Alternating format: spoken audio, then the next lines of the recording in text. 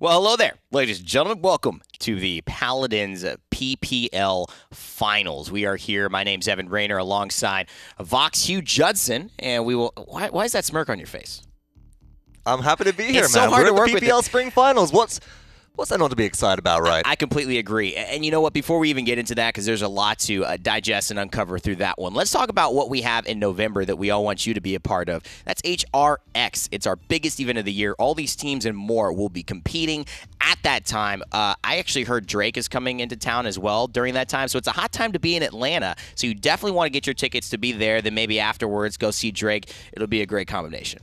You'll be there. I'll be there. Try and stop me. I can't wait for it, but PPL Spring Finals is what we got on the docket for us today. Absolutely. And this is interesting, right? Because we're seeing a lot of the teams which you saw at the more recent Vegas LAN come back and go head to head again. So I'm excited to see if there have been any changes, any developments really break down since then. You know, the one thing you want when you lose to somebody is to get a rematch right away. As an athlete, you want to get right back onto the field. And let's take a look at the bracket to see, because we're going to have an opportunity for that. G2 and Envy, they played against each other. Envy took the win and actually ended up winning that Vegas tournament, which was fantastic if you were watching. And they're going to go ahead first. Fnatic and Na'Vi following up to round out the day. And, you know, the finals coming up after that to see who, again, will succeed, who will prevail and climb to that top. It's a great day at Paladins Esports because we get to see a lot of these dynamics that were maybe left unfinished get, I think, some conclusive endings.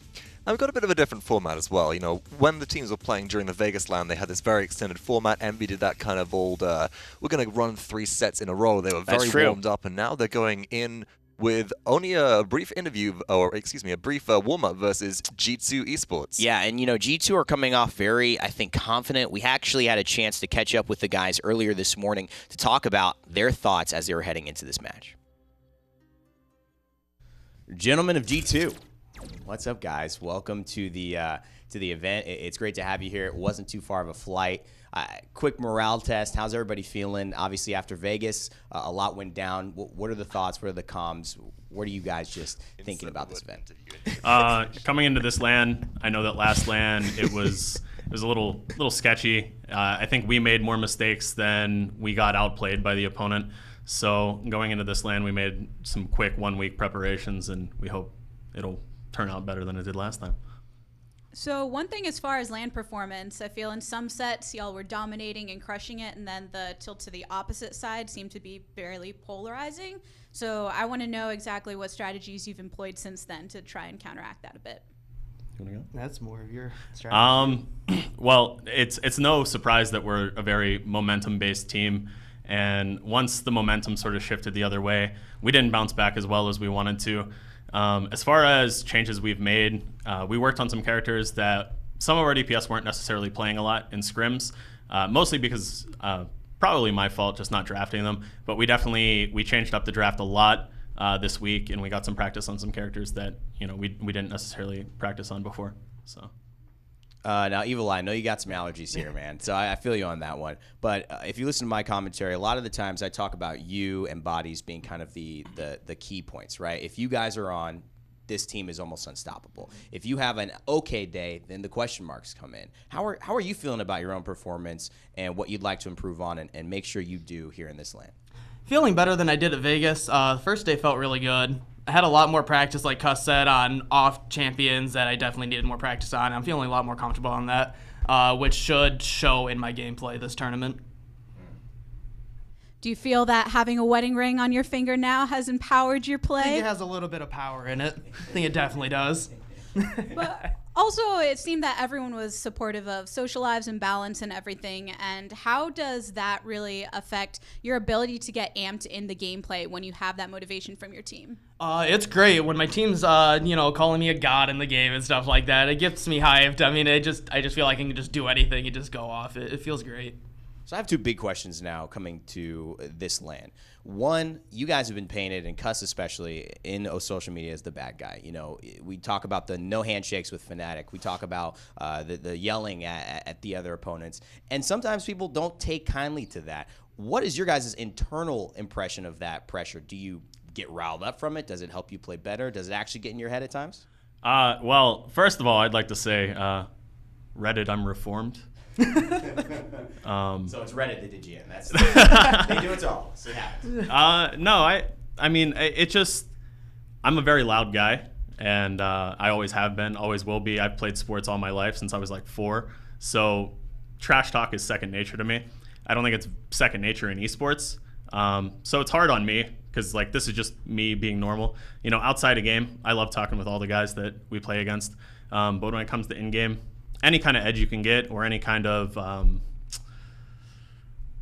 feeling you can get to empower you, I guess you could say, helps me out, and I know it helps my guys out too. They love it. They get a kick out of it. So. Do you see Cuss do this, and do you part of you feel more pressure because man, now I gotta stand up, I gotta play better because we're trash talking, so now I gotta. Oh no, not at all. Okay. I think it gets us hyped up. It's fun. It gets the laughs out of the team, and when you're laughing, you're having fun. You're able to play more. If it's too serious, you're down a little bit, not laughing, you're not gonna play as well. So before we close things out here today, I want to know from both of you your feelings facing off against Envy.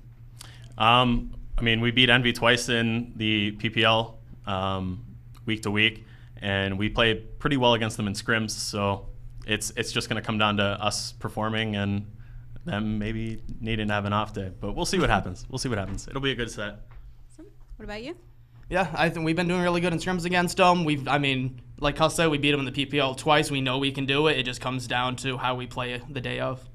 Well, thank you, gentlemen, for joining us here today, and we're excited to see what you do in the realm. Thanks for having us, Gabby. Thank you. Great look into the mindset of what G2 are looking at. They said they made some mistakes drafting Vox, and I think those have been corrected. They've had a lot of time to look at that. But I also mentioned, and I'll mention it again, Evil Eye. When he comes to play, when bodies come to play, they're pretty unstoppable. And when they get rolling, when they've got the momentum, as we've mentioned, they are a very momentum-based team. They can hold it relatively well. So I wonder also in the quick adjustments which G2 Esports has managed to make from the Vegas LAN until now, if part of that has been the way in which they deal with the mentality of their team. We often know that voices like Doze Up, for example, are a bit more of a stability side of things for G2, where they can kind of keep the team on the right track all the way through. And I wonder if they'll be listening a little bit more to that this time around, or if they'll get a little bit wild again, do some console BM. Was it cold where they took those pictures? Because everyone had a scarf. I just was trying to figure out if it was. The scarf aesthetic, man. I love it. You know what? We need some better fashionscaping with the teams here. We need to see that action come out. Show me some hats. Show me some scarves. Show me the jerseys, which are a little bit fancy here as well. There it is. I don't mind it at all. And of course, with G2 taking this so seriously, it's because they lost to a team that, unfortunately for that team, was not able to claim first in the PPL, but were able to claim the first LAN win of May. And I think that's going to be a big key for them. Can they continue the success? Of course, I'm talking about Team Envy. We had a chance to catch up with Tolkien and their coach, Meta Pusher, today. First of all, welcome to both of you to our very new studio here in Alpharetta, and I just want to get a general vibe of how you're feeling coming off of that Las Vegas win. I mean, it's awesome. It's great coming out winning when you're the 4th seed with so much not really expected of you. I mean, I'm so proud of these guys and everything they were able to do in Vegas. It feels great. Personally speaking, I don't feel crazy amount of pressure. We're just going to do what we did at Vegas. We're going to come with what we prepared and show our best. And hopefully we can get a W.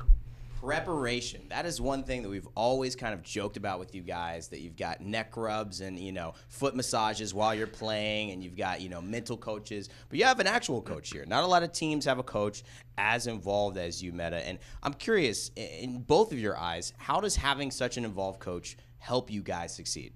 Well, for me, I always say that, like, my job for the team is to make sure that they can focus on nothing but the game and the plays they need to make. Everything outside of it, I try and, worry about and stress about and take care of for them. So whatever's going on within the realm before those 4 points are up on the board, that's what I try and take care of. And as a player, it's really nice to have an extra voice and opinion, another idea that you can have into the draft or even inside the game.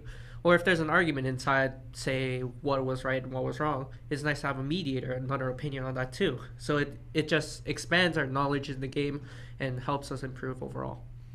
So the North American 4th seed is the only seeding that North America has ever won another tournament on. Are you guys feeling like the big dogs at this tournament now, or do you still have that chip on your shoulder a little bit? Technically we're still the 4th seed in both of these lands. So another W. Yeah, 2 more, potentially. So when it came to your performance in Las Vegas, it seemed like a lot of momentum was going for you coming from that lower bracket and making it all the way to a victory. Now you're starting right off of the bat going into this set, and it's just do or die. How do you think that's going to affect your performance? Personally speaking, I don't think we took each game as like a momentum ride. In Las Vegas, we always took each game as, hey, we're just going to reset. It's this game now. We're going to focus on this map and this map only. Doesn't matter what happened last map. Doesn't matter what's going to happen forward. We're just going to focus on this. If we can win, cool, we can progress. If not, oh well. We need to refocus again because the map's going to be like this and you're going to be playing again. Yeah, and a lot of teams, have made that momentum excuse for what we did in Vegas. But, when you're running through the losers bracket, endurance becomes just as much of an issue as momentum is a positive for you. Playing, 3 sets back to back to back. Luckily, our first 2 were quick. They weren't long sets that were drawn out, so it didn't become that much of an issue. But, there's 2 sides to the seesaw. Well, and you should have some more bathroom breaks this time around, so hopefully that'll help you relax a little bit. No catheters this time, unfortunately. Yeah, we're sorry about that, guys. Right. It just we had to get the game going. You understand production. Yeah. But, really, you guys seem – one of my most notable things about your team is that you feel like a team. You actually act like a team. There's joy when I see you guys hanging out with each other. There's smiles on everyone's faces, and that is shown in your gameplay. And specifically going against G2, who have actually been the ones who made that claim about momentum being a positive for you. What do you have planned to start this set out? Is there any picks you have planned? Is there any champions that you're focused on making sure they don't get or that you guys do get heading into this match? Honestly, we're not really focused on getting specific things for us. We expect them to try and do something much different than they did at Vegas, probably ban somebody out, whether it's Rock, whether it's Random. They're both really polarizing players who you can ban out in the ban phase, but they're also really flexible and, they're not afraid to go down to those deeps, the 4th or the 5th, pocket picks. We run that deep, so that's what we're expecting, and that's what we're ready for. And honestly, as ready as they are to go down to their 4th and 5th pocket picks, so are we. So we did our own homework, and we made sure we made our preparation as well, because we need to prepare for the worst. So if they do ban out some person hardly, like really hard, then we need to be prepared for it as well. So we have our own backup plans as well. So obviously I think some of the teams at Vegas underestimated you guys, and I don't think that's going to be something that happens this time around. But you guys will be playing a lot of international teams as well. Is there anyone that you are worried about in particular? Are you guys preparing, kind of for all of these teams to make sure what you guys did at Vegas maybe doesn't happen to you at the Masters Land? Yeah, we're definitely looking at everybody who we could potentially come up against. We have Burrito up first in the Masters Land, and they're definitely, a formidable opponent. They took Navi to 7 when it was, Navi in their prime. Not to take anything from Navi now, but that team was insane. And for Burrito to take them that far, definitely not underestimating them. We did our full research on them. Past that, though, it wasn't much like direct research into the other teams. We're confident that we know OB70 really well, like the back of our hands. We've been scrimming on it for, 4 months now, 2 months, whatever. Actually, one quick follow-up. Do you guys think that's kind of helped these events be more competitive, is having that stable environment to practice on for a long period of time, Tolki? Yes, personally speaking, I think that is a very good structure to have, because in the PPL, if it's a patch week, you're playing on that patch. So sometimes you might not have the most amount of preparation, and you're going to be short-sighted with new changes. So when you have this much time, you can prepare. You can flesh out the whole patch. You can figure out niches. You can figure out what's good for your team, what's bad for your team, what's really strong in this patch, what's not that strong in this patch, and what's being slept on. But when you have a short amount of time, you have to just kind of fall back to your fundamentals. What's been working for you, even if it's just been nerfed or changed or whatever, but it's been working for you. You know it's good. Whereas if you have a longer period of time, you can just do this more rigorous focus training, and I think that's much better for a competitive environment. Cool. Thanks, guys. Good luck today. Appreciate it. Just a real cheery squad. That's how I would describe them. And it comes off in the way that they participate with one another. You see them over there. Actually heard they were making fun of Cuss's mustache. And, to make fun of a man who's sporting that kind of a stash, that's some dangerous business right there. But the real key that Envy was relying on was this outlier in Rock Monkey. He just was so exceptional. People from Europe, from North America, from Latin America were saying, this guy is the best player in the world, that he just played better than everyone else. You know, there's been a lot of conversation around Rock Monkey as well, with a lot of people coming through and saying that, sure, they're a phenomenal DPS player, but very much they've been enabled by the rest of their team. There's been the right amount of space created. There's been the right kind of reactionary play to really allow your DPS to excel. But at the end of the day, that doesn't really take away from the fact that Rock Monkey, when it came down to it, hit the shots he needed to, and that's what matters. And I mean, when you look at a guy like that, and you talk about hitting your shots, but not only that, at your second LAN ever, and in the moment where you're upsetting the best teams apparently in the world who have been there before, it takes a lot, and it shows a lot of the character of this player. We expect big things from him, but I know G2 are not down or out. They're ready to prove themselves again. Let's get ready, because Game 1 is about to start. We've got our draft coming up. And the maps here are in place. Banned out is Bright Marsh and Fish Market. We will start our day on Serpent Beach.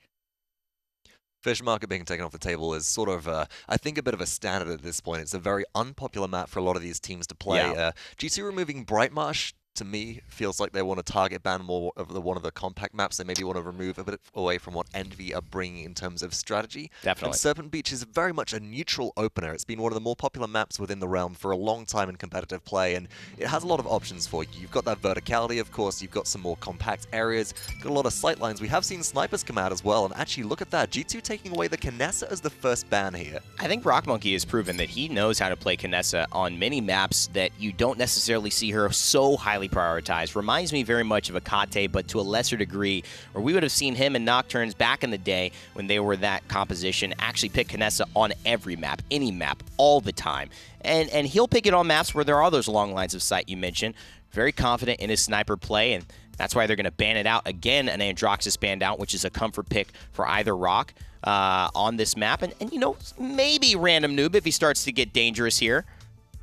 But it is still going to be the Makoa banned out for Envy. Now, I'm wondering what else will come through. Envy have the opportunity to maybe take away Cuscutie's target Pip, if possible. That could be one that they want to look for. We know that that's been a very popular pick here before, and actually it is the Cassie which is banned out. This leaves a lot of things open for G2 and Envy. G2 could prioritize something like the Pip here. They could also go heavily into a frontline investment for somebody that they consider very valuable. But the important thing about taking Cassie off the table is that due to the fact that Scout is not going to be on the board, you do have the ability to run a Charlene a little bit more safely. And I wouldn't be surprised if Envy heavily prioritized that pick based off of Rock Monkey's prior performance. Well, what we notice is that Envy had the ability to get Rock Monkey on a bow character every game. They had the Cassie or the Shaolin. They did so well in making sure he was comfortable. And now G2 have made things uncomfortable, forcing Envy to ban, knowing G2 have the first pick. The damage options start to be much more interesting, and there's that Maeve that Random Noob TV had such an amazing performance with in Vegas. And Maeve is very successful on a dynamic map like Serpent Beach. She's so good right now. You can get from high ground to low ground so easily. You can spend a lot of time traversing the map as well. And if people hear that prowl, it's not necessarily that she's dealing damage.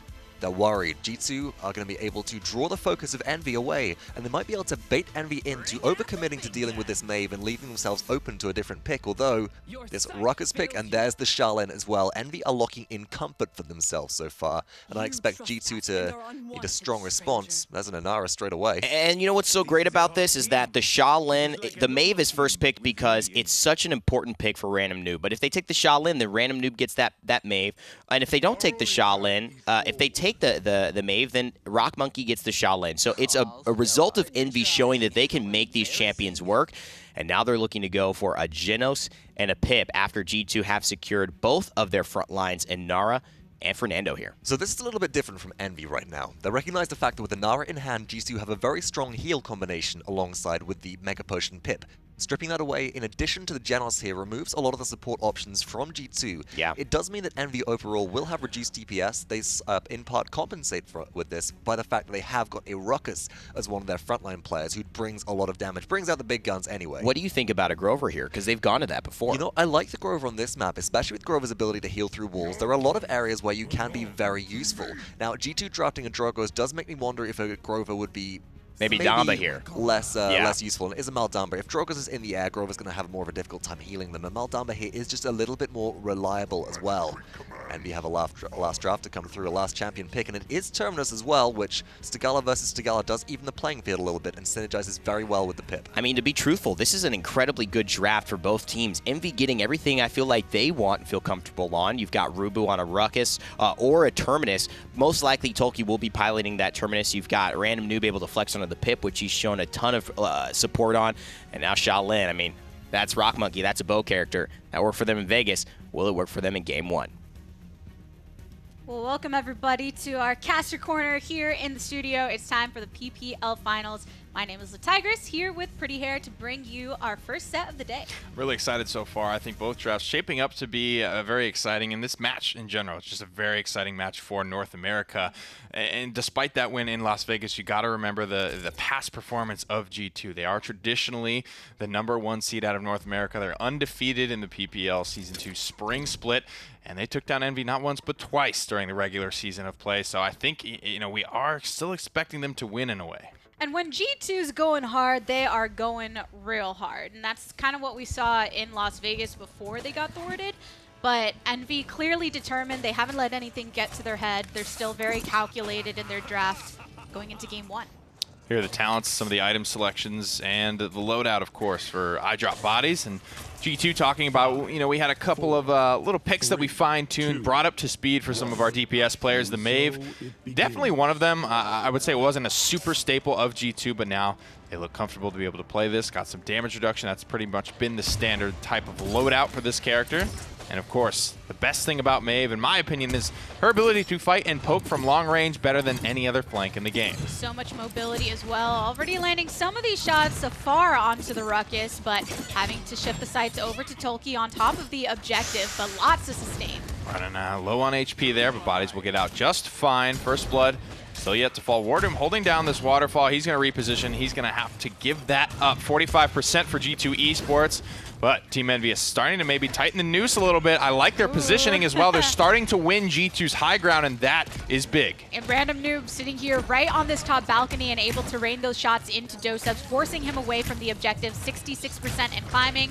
Rock Monkey on his beloved Shaolin as well, wow. But taken out for a very delayed first blood by Evil Eye. 1 minute and 45 seconds. Second blood will fall quickly thereafter as well. Random Noob might be next on the docket. He throws down the healing potion, but he's under pressure, and Evil Eye cleans him up with a nice fire spit round the corner. Smacked by the Dragman. iDrop Bodies looking for another target, but luckily able to slow his pace just a little bit, 99%. That's going to be a capture for G2 Esports as they begin their push.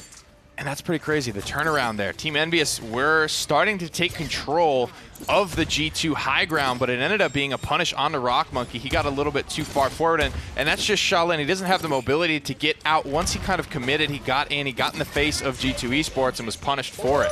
Chicky on the high ground, almost. But Random Noob ended up smacking Doseb, so great follow-up on his own ultimate. Now able to charge it nice and quickly, already passing that 10%.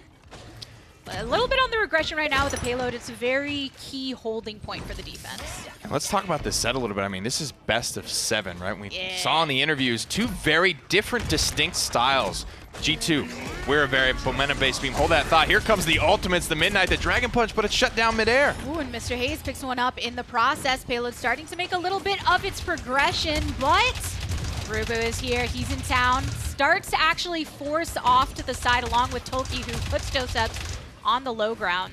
You have to be so careful where you start winding up that Dragon Punch because it is such a vulnerable position. It's sort of like Androxus as well has that going for him. Cuss Cutie will be picked off. Rubu will go down as well. It's a 1-for-1 trade.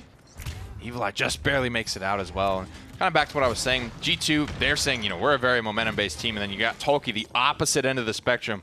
We're taking one game at a time here, and a best of 7, whose mentality do you like better? I think the way that Tolkien put it was just very applicable to this situation, because in terms of Las Vegas, it was set by set, right? And that was kind of this overall marathon. And here, treating each set that way, each game having its own level of momentum and importance, with a team with Tolkien and Rubu, who their synergy as these different styled frontliners, I think can actually power through a set like this. 35 seconds remaining on the clock for this round. 1-0 is the scoreboard. G2 trying to convert this offense into a 2-0 lead, but we'll have to see how much they're willing to spend for it. Wardum is forced out here on the right-hand side. Watching from Tolkien's perspective, he's going to start swinging away on Dosebs as well. Evil Eye might have just got things started for G2. Prepared to get aggressive if need be with the last 15 seconds to go. Toki's doing a great job of zoning though and keeping every path crossed for this payload. But Dosup's such a great sponge, not letting up on this competition. This is going to be such a great set. Watching one round of these two teams go at it, I can already tell it's so close. Every time someone gets a kill, it's answered back. It's been 1 for 1, 2 for 2 trades the whole time. Here's the Immortal from Wardoom. G2 want to keep this offense alive. Through time and space activated as well. Random Noob looking for another target. Circles around. Dosup's eliminated. Overtime still going strong, but that is 3 kills in favor of Envy, meaning a defense in their pockets. The spend of ultimates from both sides there, the time and space committed. Paul definitely had a couple of words to say to his team after that round, but G2 commit an Immortal, which I will say is a much bigger part of the team fight than a through time and space. Through time and space, to me, it's one of those things. It's nice if it hits. If it doesn't, your plan doesn't fall apart. However, Immortal, I think, is going to be fairly key for those counter initiations, right? When the Evil Mojo comes out from Random Noob, Wardoom's going to pop out of that quickly with Resilience 2 already online, and then be able to give the Immortal to the rest of his team. And both of these teams have had moments in the past where they're not afraid to get aggressive, but going back to that first capture, where it was so delayed before the first blood even happened, and everybody knew the importance of the actual objective as opposed to just wiping. That's land, baby. That is, the respect given from both sides. Body's having a great first round, though. His first and only death late in the round, 4-1. There's the Evil Mojo out of the gate, but the counter initiation is strong to the back line for G2. A nice stun onto multiple members, but nonetheless, Rubro on the sideline throughout the Hexafire. Didn't get a kill just yet. Has to find a little bit of safety in pursuit of Drop Bodies, but he goes to the wayside. Dread Serpent onto the high ground, actually pushes many Team Envy members to the low ground, but nobody punished except for Random Noob. And I love what G2 are doing here. They send Bodies, but as soon as Bodies gets the attention, all the heads turn towards him. They move in for the kill. You saw how close, how face-to-face Envious were with all of G2 once they turned back around to face the point. Now, basically free Dragon Punch for Evil Eye. He's looking for somebody, but actually in the end, not going to connect. So, I don't know. So far, 0-2 with those ones. He's getting better. 93% on the objective. Shatterfall used just to get Tolki up and over the wall. He's going to have to reanimate, but it's too late. G2 get what they came for. Time for a repeat of round number 1, but Team Envy not losing too many in the process, actually getting a nice kill onto Evil Eye for the trade. So if they can slow the momentum right off of the bat to try and get a little bit of a reset. It was a good idea there. I think Tolki made all the right moves. The round was maybe just a little bit too far gone for him to bring that one back. 2,700 heal from the Mega Potion there, a little bit nodding towards Rejuvenate, which is an item for the low price of 200 credits for the first tier, 400 for the second, 600 for the third. It's one that's gained in popularity, not only because it's cheap, but just I think people are starting to finally recognize the value of it late game. In some cases, Rejuvenate has been the true MVP. Yeah, it helps you fight back against that 90% cauterize. 60%, getting 40% of the healing and only having 60% anti-heal is such a big difference.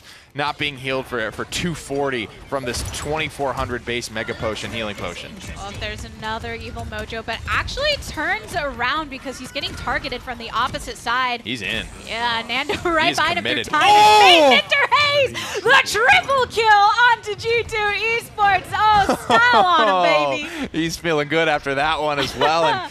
And that's just kind of the only way that Random Noob could have possibly been bailed out. I don't know if that was the call, right? But very committed, very aggressively positioned, we'll say, from Random Noob, but everyone started to collapse on him as a result of that. Mr. Hayes gets an easy punish.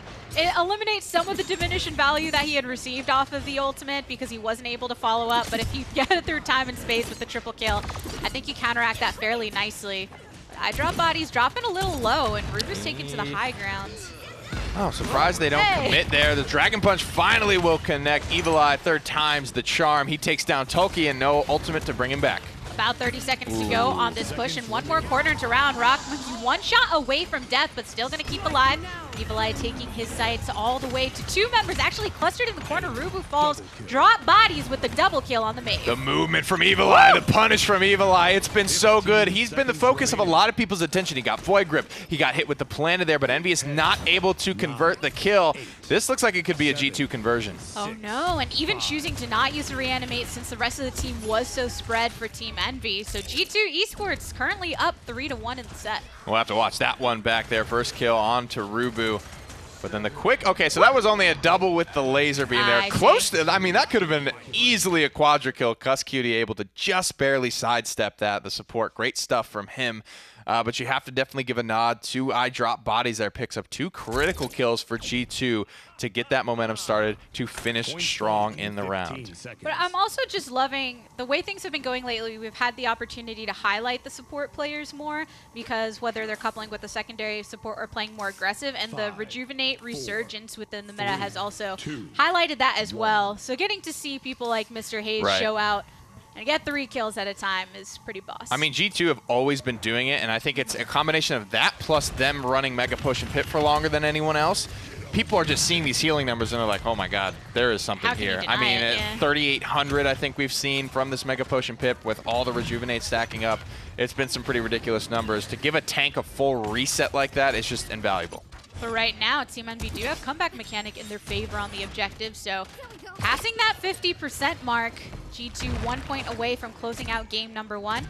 But Random Noob taking to the same positioning he did during the first round that actually worked quite effectively for a time being. Oh, yeah. Nice Evil Mojo into the face, onto 2, smacks 1, smacks another, double kill for this Pit Blaster, man. And this is a point for Team Envy. Tolki's going to reanimate, pick one up just to add insult to injury. Absolutely beautiful ultimate from Random Noob there. Catches 3 out, fries 2 immediately, and even though Evil Eye does survive being polymorphed, he's still taken down just seconds later. And that's the thing, whenever you throw out an ultimate like that, even if you hit a lot of targets, you gotta be able to follow up, whether it's your own personal or otherwise. But a few ultimates, Midnight and the Dragon Punch has been activated, does find Tolki, and Bodies finds Hayes. It's such a great combination, whether you're working for or against. Midnight can shut down the Dragon Punch because this Drogos has no idea where he's going to be going. However, when iDrop Bodies is on the side of the Drogos, he can provide that cover, so Evil Eye could just come in like a stealth bomber and no one knows what hit them. Trying to erase those first couple Dragon Punches with the... He got close. First time, he didn't even get it off. Second time, he channeled it, but had to cancel it. Third time, he's been landing it ever since. Yeah, there you go. And he's had some tremendous play as It's of early. late, Give him so a break, you know? Yeah, it's first game of the day. These gamers don't wake up much before noon here, and we've got them in the studio at 11 a.m. fragging out. Forcing it out of them. But, hey, you got to do what you got to do for good old esports here in the Paladin scene.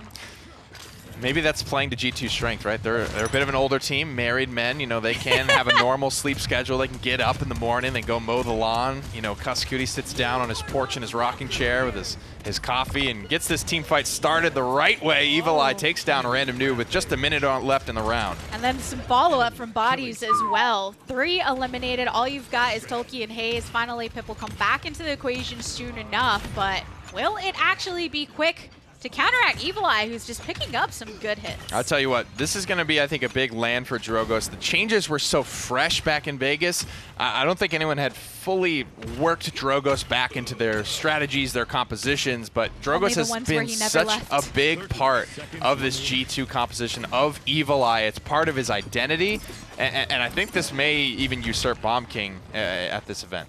And right now, you can just see the pressure that's adding, even if they don't get the kills. But there's one kill, actually. Random Noob using his ultimate once again to achieve that. Gets blasted on down, though, so Wardoom picks that up, but Rock Monkey is here for the slack.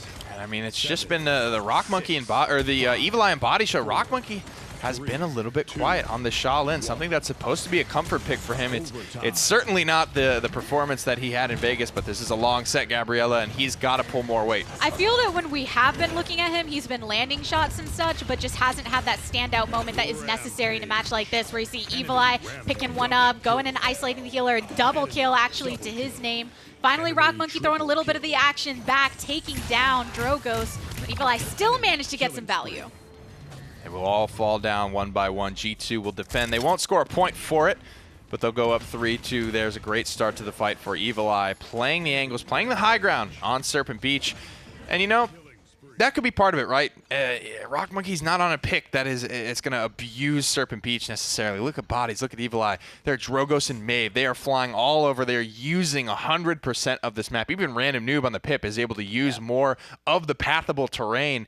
I mean, Rock Monkey, he's fairly immobile right now, and you may be starting to see that those angles playing a little bit heavier in favor of G2. Well, that's the thing. Every time we've seen Rock Monkey, most cases he's on the high ground in those side rooms, and he'll poke out and land a couple hits, but it's not the way that a Drogo's kit can try and reach and clip off that last HP needed. He's hanging in there. I think he's doing all that he can. He's second on the damage charts here, finding those big pop shots. Here comes the Dragon Punch Midnight combination. Envious have no idea what that hit them, but I think that time and space was just enough to dissuade Evil Eye. Actually, really effective positioning. Nice damage raining down, though, and actually chunks half the HP of Rock Monkey, but able to heal back up. How did he know? I think so. I can't believe it. For the solo movie. Another thrust away from the survival proc there. Rubu finds the first pick and a big one. Cuscutie has fallen, and with him, all of the sustain for G2 Esports. They've almost got out of there, but eventually clipped right in the cat ears. But Team Envy managing to get a little bit of control of the objective right now. Half comeback mechanic in their favor. But Evil Eye's use of just all these angles and coming from above onto Team Envy has been very effective, not just in picking up the kills, but this zoning. And I mean, when rockets like that are landing, things are going well for you. Rock Monkey stunned out by something. Cuscutie hit him with a long distance one. Beautiful Dread Serpent to dissuade any Envy follow-up after that Evil Mojo. Get some delayed kills as well. Random Maneuver was caught out for so long. Evil Eye with the double kill. Immortal activated by War Doom. And you even heard Tolkien bring himself back to life right on top of the objective, but just runs into trouble once more. Cannot stand up to the fire. Oh, War Doom, he gets gripped up, and that might have just saved Rock Monkey's life. Here comes the Impaler arrow, 99% for G2. They sneak it away, a very dominant start. Cuscutie already standing up. Soundproof boofs can't stop the man. He knew he had to do something different. He knew he had to hit him with the stash.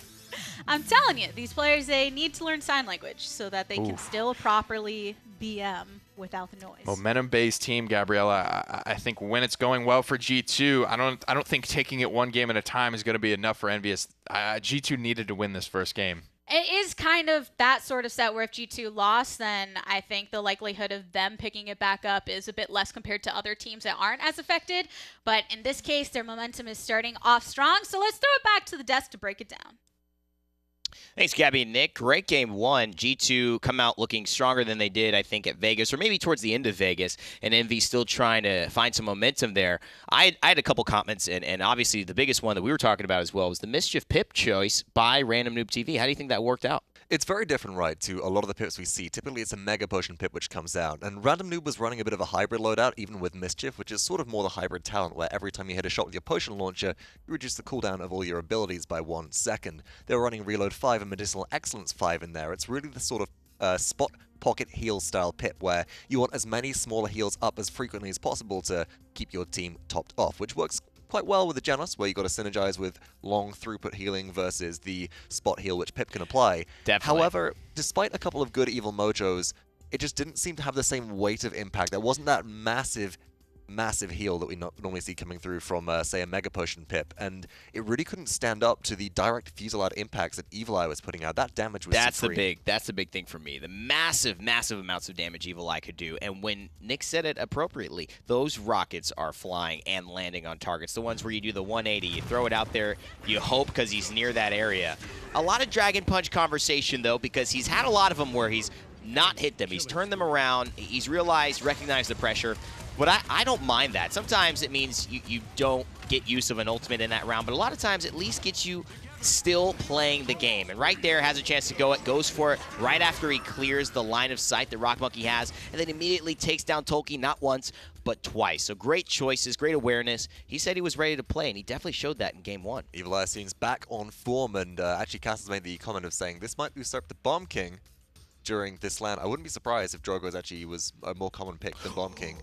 Well, let's talk picks. Let's talk picks. Let's throw this out. I had a comment earlier this game. I think Maeve might become the most contested pick in this LAN. You think so? True or false?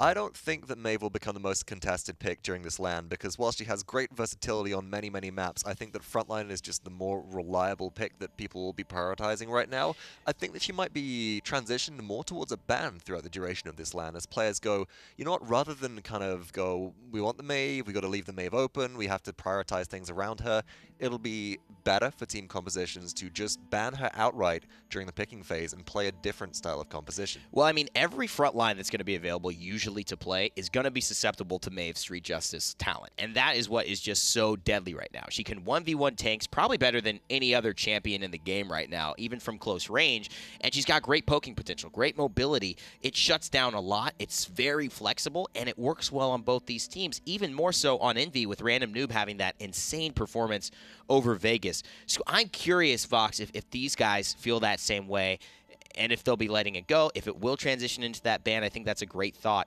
heading into Game 2. What are the changes that you need to see Envy make in order to stay competitive here? What didn't work and what needs to adjust? I think it's very map dependent, as well. I heard both Pretty Hair and Tigris talking about this on cast. It was the fact that Rock Monkey's Shaolin wasn't as well utilized on a map like Serpent Beach than a lot of the other picks, where even Pip can traverse some of that vertical terrain better than the Shaolin. I think with the next map being Frog Isle, a much more horizontal map here, a pick like Shaolin might have a lot more potential impact, especially if you can kind of hold the jungle area down near the frog statue around the objective, where it's much harder to track you down. Conversely, though, I don't think it's so much in draft that there are some issues towards the latter end of that game. It was more execution. We saw one, when Envy took the point, their only captured objective during that last game on Serpent Beach, we saw Tulki sit as Terminus on the objective for a long time, and then they changed that strategy. They sent Tulki somewhere else. They did. They sent him up to the top side. A lot of chip cap, which is a problem. It's true. It was interesting. As we head into the champion draft here for Game 2, I am curious, where do they take this Terminus? Where the priorities lie? And we're going to find a lot out here with the ban phase as well. You mentioned Maeve might transition there.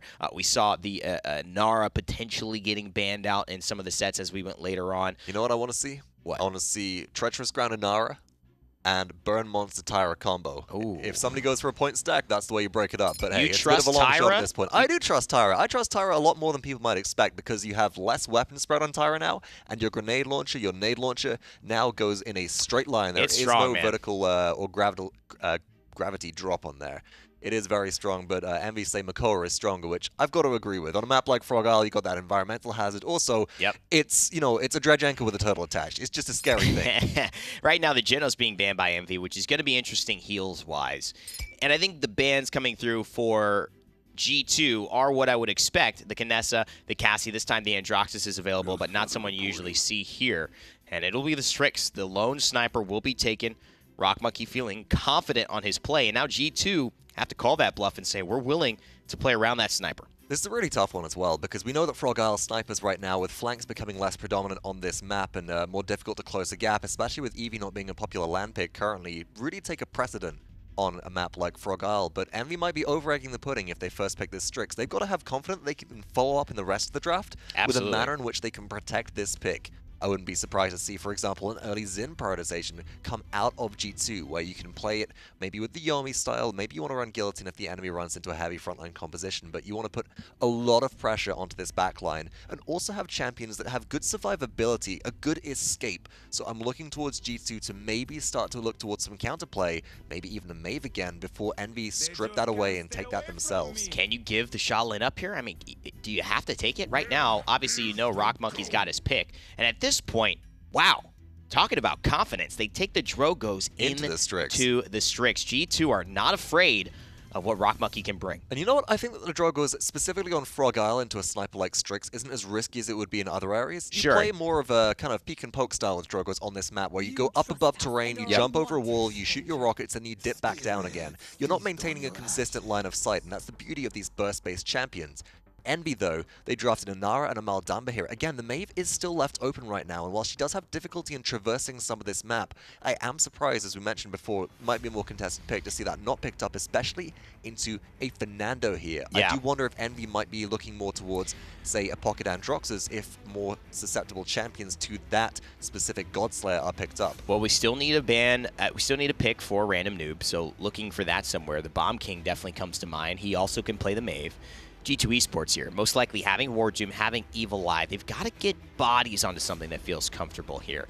You know, we've seen Eevee in past metas. We've seen him play Maeve last time, and the Buck, now consistently a big feature, so susceptible to strong amounts of healing, whether it's himself running bulk up and using that deep breath to get that damage reduction and just allow himself to stay super tanky, or just getting some heals from what could be a Ceres here on the side of G2. I would be surprised to see a Ceres in this specific environment for G2. I don't think their composition will really capitalize too much on a Ceres. You'll typically see Ceres run the Void Abides legendary rather than the old Mortal Reach, which was the more popular choice. And when you're running a composition where members of the map will be all over the map, I think Mortal Reach actually provides you with more just viability for reaching all the players, but it's not the same level of healing throughput as Void Abides. I do expect to see probably a Pip come out last pick. Envy seem to almost be baiting that out, though. Not this They're going to time. deny that completely. So really, what have we got left? We've got a Grok, we've got a Ceres, we've got a Ying for G2. This is a great draft from Envy so far, but once again, they've got this Pip and a secondary support combination. Last time they ran it, it was with Mischief as their legendary. It didn't bring enough damage, Evan. No, it didn't. The burst was missing, and I think this is something Envy realized. I expect to see potentially a catalyst here because they have the Moldamba already. They've got a ton of healing, and this is something that Envy could have done with a Bomb King because Moldamba is easily able to cover Inara and Terminus, both Stigala on the side of Envy. But they say, we want to take that away, and G2, they say, we're going to go Grover. We're going to call that bluff yet again. So G2, seeing Envy with these strats with a sniper, and they don't really care. See him take the Pip. They don't really care. And we'll see if that ends up mattering. If they win 2-0, I'm sure they won't really care about that either. I must say, some bold choices made in that draft. Absolutely. It feels like they're targeting out Cuss Cutie here, but what worries me about this draft is, right, yes, it's ballsy to take Drogos into the Strix, but like Strix was it for Envy. Yep. That's their win condition. If Rock Monkey dies, Evil Eye slaughters Envious. And that's a lot of that factor that we've been talking about with this roster, where you need to get them on those comfort picks where they have the potential to just pop off. Yeah, it's going to be a big task for Rock Monkey. And talking about back in Vegas, we talked to Envy kind of after that Splitstone game when Rock Monkey's just getting dove just so viciously. That is going to be one of these games for him where it's tough because he has to win these fights and he has to do a lot of damage, but at the same time, he is going to have to be on the run, I think, a decent amount. He's got a Buck looking at him. He's got a Grover looking at him. G2 have ways to apply pressure to this Strix to poke him low to make it easier for Eyedrop Bodies to clean that kill up. Here we go. Game number 2. G2 currently up within the set, but we've seen Rock Monkey on this map with the Strix actually have some really cool peaking moments that you just didn't think were possible. And it's very clear who the targets on the opposite end are going to be. Riding out now, taking a look at some of the items available to both of these teams. 0-0. G2 with a 1-game lead, but this is Envious's map pick. Goes high seed picks, then low seed picks. Whoever loses this game will choose the third map. Missiles raining in from Dosips now, trying to find some initial poke and a way for Eyedrop Bodies to get into the backline. Actually getting it through about 50% of the HP on Inara, but standing very comfortably near the objective. And here's the pick that we've been talking about. Random Noob actually getting an early kill onto Cuss Cutie, and that being the only source of sustain for the team. Nice follow-up from the rest. Beautiful stuff. Beautiful start for Rock Monkey, Rubu, and the gang. It's a clean sweep of the board. G2 Esports sent back to base handily. 39% on the objective now as Team Envious start to build a lead. So early access for Team Envy, but G2 Esports, since it is this early in the game, no comeback mechanic or anything like that. Plenty of time to try and wrap around, but the question is, how much do they really want to pour into that attempt to do so? 24% for their side, 93% for the opposite. And Rock Monkey, what a great angle he has. Going to receive a little bit pressure back, but Rock Monkey standing strong. I actually want to look at the loadout here once we get a chance to after this fight. Overtime has started in favor of Envious. He's running some Roost, and I knew it, dude. Meta Pusher loves this card, and he's definitely inspired his boys to take that. Good job on Eyedrop by circle around. Evil Eye with a triple kill on the Drogos, and now G2 Esports stands comfortably. And so, yes, the win condition for G2 happens, but not in the way that we kind of predicated it to. Evil Eye kills Rock Monkey, and then Evil Eye kills the rest of the team. Bodies gets 2 as well. Just like that, G2 flipped this round on its head, and 99% is not close enough. G2 Esports will take the first payload of the game. And it was looking good for Team Envy right there at the start of That it. hurts. But yeah. That one hurts. All the way up to 99. Picking up a couple kills right now, so that at least slows some of the early momentum. But I think when you're at that early point, you're round 1, you're the first capture, and it's naturally going to move much more slowly. A team like G2 knows exactly what their time frame opening is to actually pressure back. Can we look at the legendaries real quick? I could have swore I saw Mega Potion for Random Noob, but that was Catalyst. He was swinging for bonus damage. 154 now left on the clock. Here comes the Dragon Punch from G2. They're trying to get this fight started the right way. Oh boy, Random Noob picks one up onto Dosup's Wardoom, throwing it back though. A few ultimates activated. Cutie with that extra healing to 7th Street for him, and one more shot, and Evil Eye should be plucked out of the sky, but he finds safety behind the rocks, but not for long. Nice shots. Patience from Random Noob as well.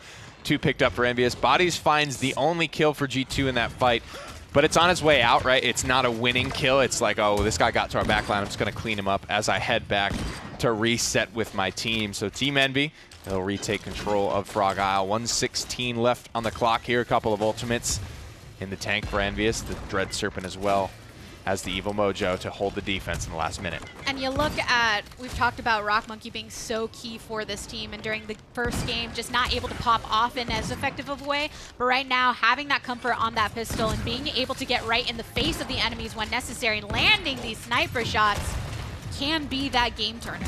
50 seconds on the clock now. Bodies pops his recovery. Lands the net shot on Arubu to slow him down. Big headshots as well. Here's the Evil Mojo out to what looks like all 5 of G2. Bodies is going to wiggle around. He's going to get out. But he gets the buck wild, smack right into Random Noob. A Dread Serpent thrown onto the side. I drop Bodies taken out of the equation, but only for a short time being. I set on Tolkien, but has to go ahead and heal up on his own. Man, and that was a lot going right, at least for I Drop Bodies. Envious invest a decent amount there and don't win that fight as handily as they probably should have. Sometimes it can honestly be overwhelming. When someone hits a 4-5-man Evil Mojo like that, you almost don't know who to shoot. Yeah, that's the hard part is, oh great, look at this awesome thing that I just did. Oh crap, which one is which? I don't know who exactly I should go ahead and focus on with the rest of the team. But right now, Wardoom actually just being pretty aggressive onto Tolkien right there. But they are going to lose Bodies in the back line. Overtime starting to expire. Someone needs to get on the payload. Okay, Cutie will do it. That was a little close. Almost lost it, but it's always very comfortable for G2 and Joseph is on this Ruckus because of that damage potential, bringing that to his actual form of frontline play. A nice face-off against Rubu, but actually getting chunked down. There's a seismic crash. Hexafire from the sideline temporarily, but another ultimate from Cutie. These teams are going at each other. Rock Monkey's going to take down Bodies, and that's big. He's going to have the angle to take him down as well. Random Noob, he finds the answer. Wardoom gets to the back line, but it's just not enough to take down Rock Monkey. That gourd was just so key in keeping him alive. Wardoom not able to punish that. Ooh. Here you go. Nice slap into the face of Dosups. And eventually overtime gets so fast that they really just needed another kill or two in the end. Right. Nice shots there from Evil Eye. and that's it. And that's what's so scary about running this Strix is, yes, it's a better matchup for Strix on paper, but Drogos has that element of you catch one of those rockets and you're under 50% HP. You are in 2-tap territory for Evil Eye.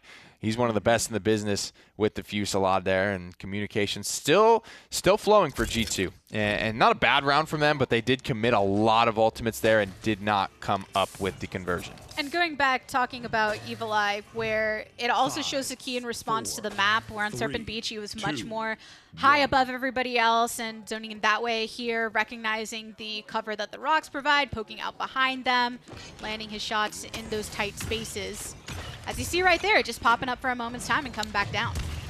No real lead to speak of yet on the objective. Both these frontliners boxing each other out. Dosups is going to eat another 1,200. Cutie's going to eat 1,800. Here comes the Dragon Punch. Oh, man. Nice shot right there. There's going to be the ultimate hit onto Tolkien, so no Inara to keep them safe and sound. 15 to 9%, but I Drop Bodies had a great play earlier that got dissuaded by an ultimate, but right now, he's actually just on the sideline poking down at Rubu. 36% on the objective for G2 Esports. They're building themselves a pretty decent lead, but Envious, they have ultimates. They are now as 5, and this is the take-back fight. There's the Dread Serpent taken down by Mr. Ace, but a flash as well, inhibiting the vision of Evil Eye, so he has to back off for the time being. One pick in favor of Team Envy, looking for more. Nice shot onto Cutie, but he's found some cover in the meantime. Rock is looking pretty dialed in. He's going to throw the flare back. There comes the full reset, the whirlwind from G2 Esports. They're not ready to give this fight up. No, and it's 75%, 263 Team Envy in the lead currently, but Rock Monkey, he's circling around, wants to go ahead and try and collapse upon Bodies, but he has the buck wild. Doesn't get a kill just till now onto Tolkien. 3 for 2 so far. Rubu trying to provide peel, trying to just body block for his team. He's going to head to the objective, throw up the power siphon, buy as much time as he can. but don't get it twisted. He should be coming right back here. He's got the reanimate. He's going to cop right back, and he's going to take down bodies as well. You can't give Rubu that. And there are so many places he could have hit, but here's the wifey on the opposite end, throwing down the seismic crash, putting up a wall for nice protection against the enemy team. Chickified and roasted. Doseps and Evil Eye both eliminated, and there's only a buck to spare. I mean, easy come, easy go for G2 Esports. They take what was a 99% lead away from Team Envious, and now Envious do the same to them in the second round, but it comes down to the reanimate. You simply can't give that kill up. Bodies simply cannot die to reanimate. Any time that someone dies to reanimate is already impactful enough. To come back to life as a frontline is already a big deal. But to take somebody else with you, to make someone pay the iron price for your life, I mean, it's simply too much. Oh, dang. That team wipe was done with a triple kill from Bodies and a double kill from Evil Eye. It's not a huge deal there, though. I mean, Envious are going to be happy to go back to base. It just looks so funny alternating in the kill feed. Yeah, it's like they're taking turns. I mean, yeah. they have to be the guys for G2 to step up to find these big frags. Evil Eye is the first to fall as Envious come back out of their base, but they have forgotten about I Drop Bodies, who's already found one.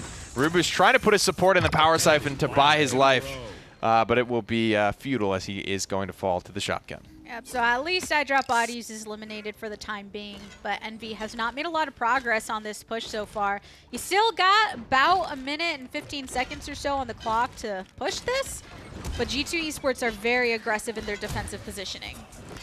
112 left, up over the wall. Here's Rubu on the Shatterfall. Oh. The Dragon Punch is charged just to dissuade and force a Terminus off of the high ground. I Drop Bodies will move in with Buck Wild active.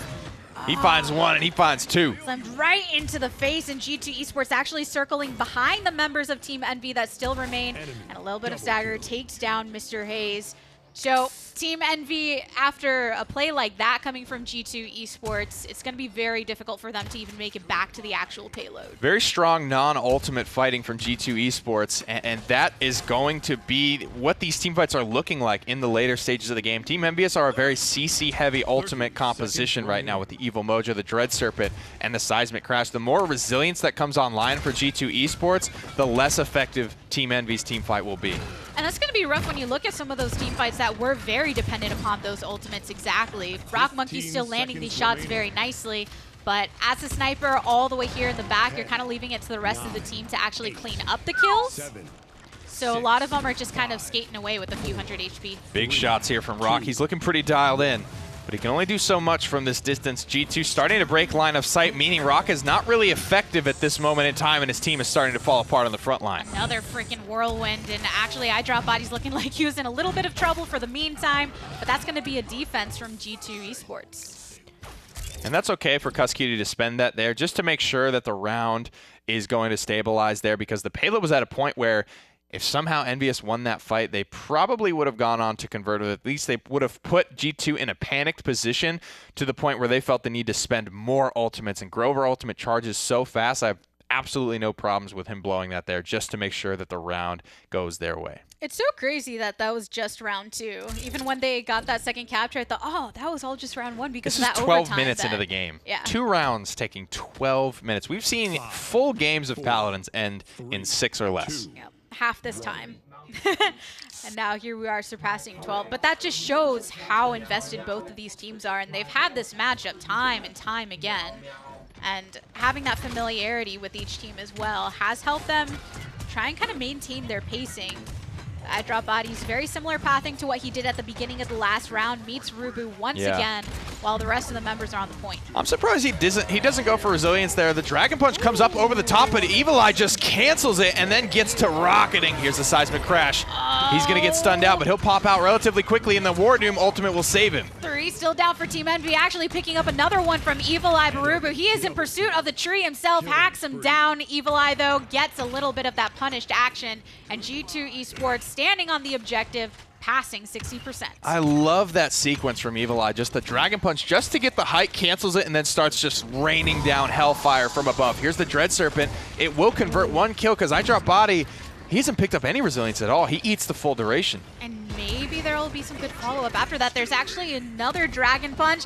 He's looking for a big boy, finds one onto Rubu, and the overtime sets on in. And he lived, the boy who lived, and that's the big part about Dragon Punch. Huge salvo makes it so easy for Wardoom to clean these couple of kills up. Jeez, and that's going to be a point capture for G2 Esports when you're in that overtime at 99.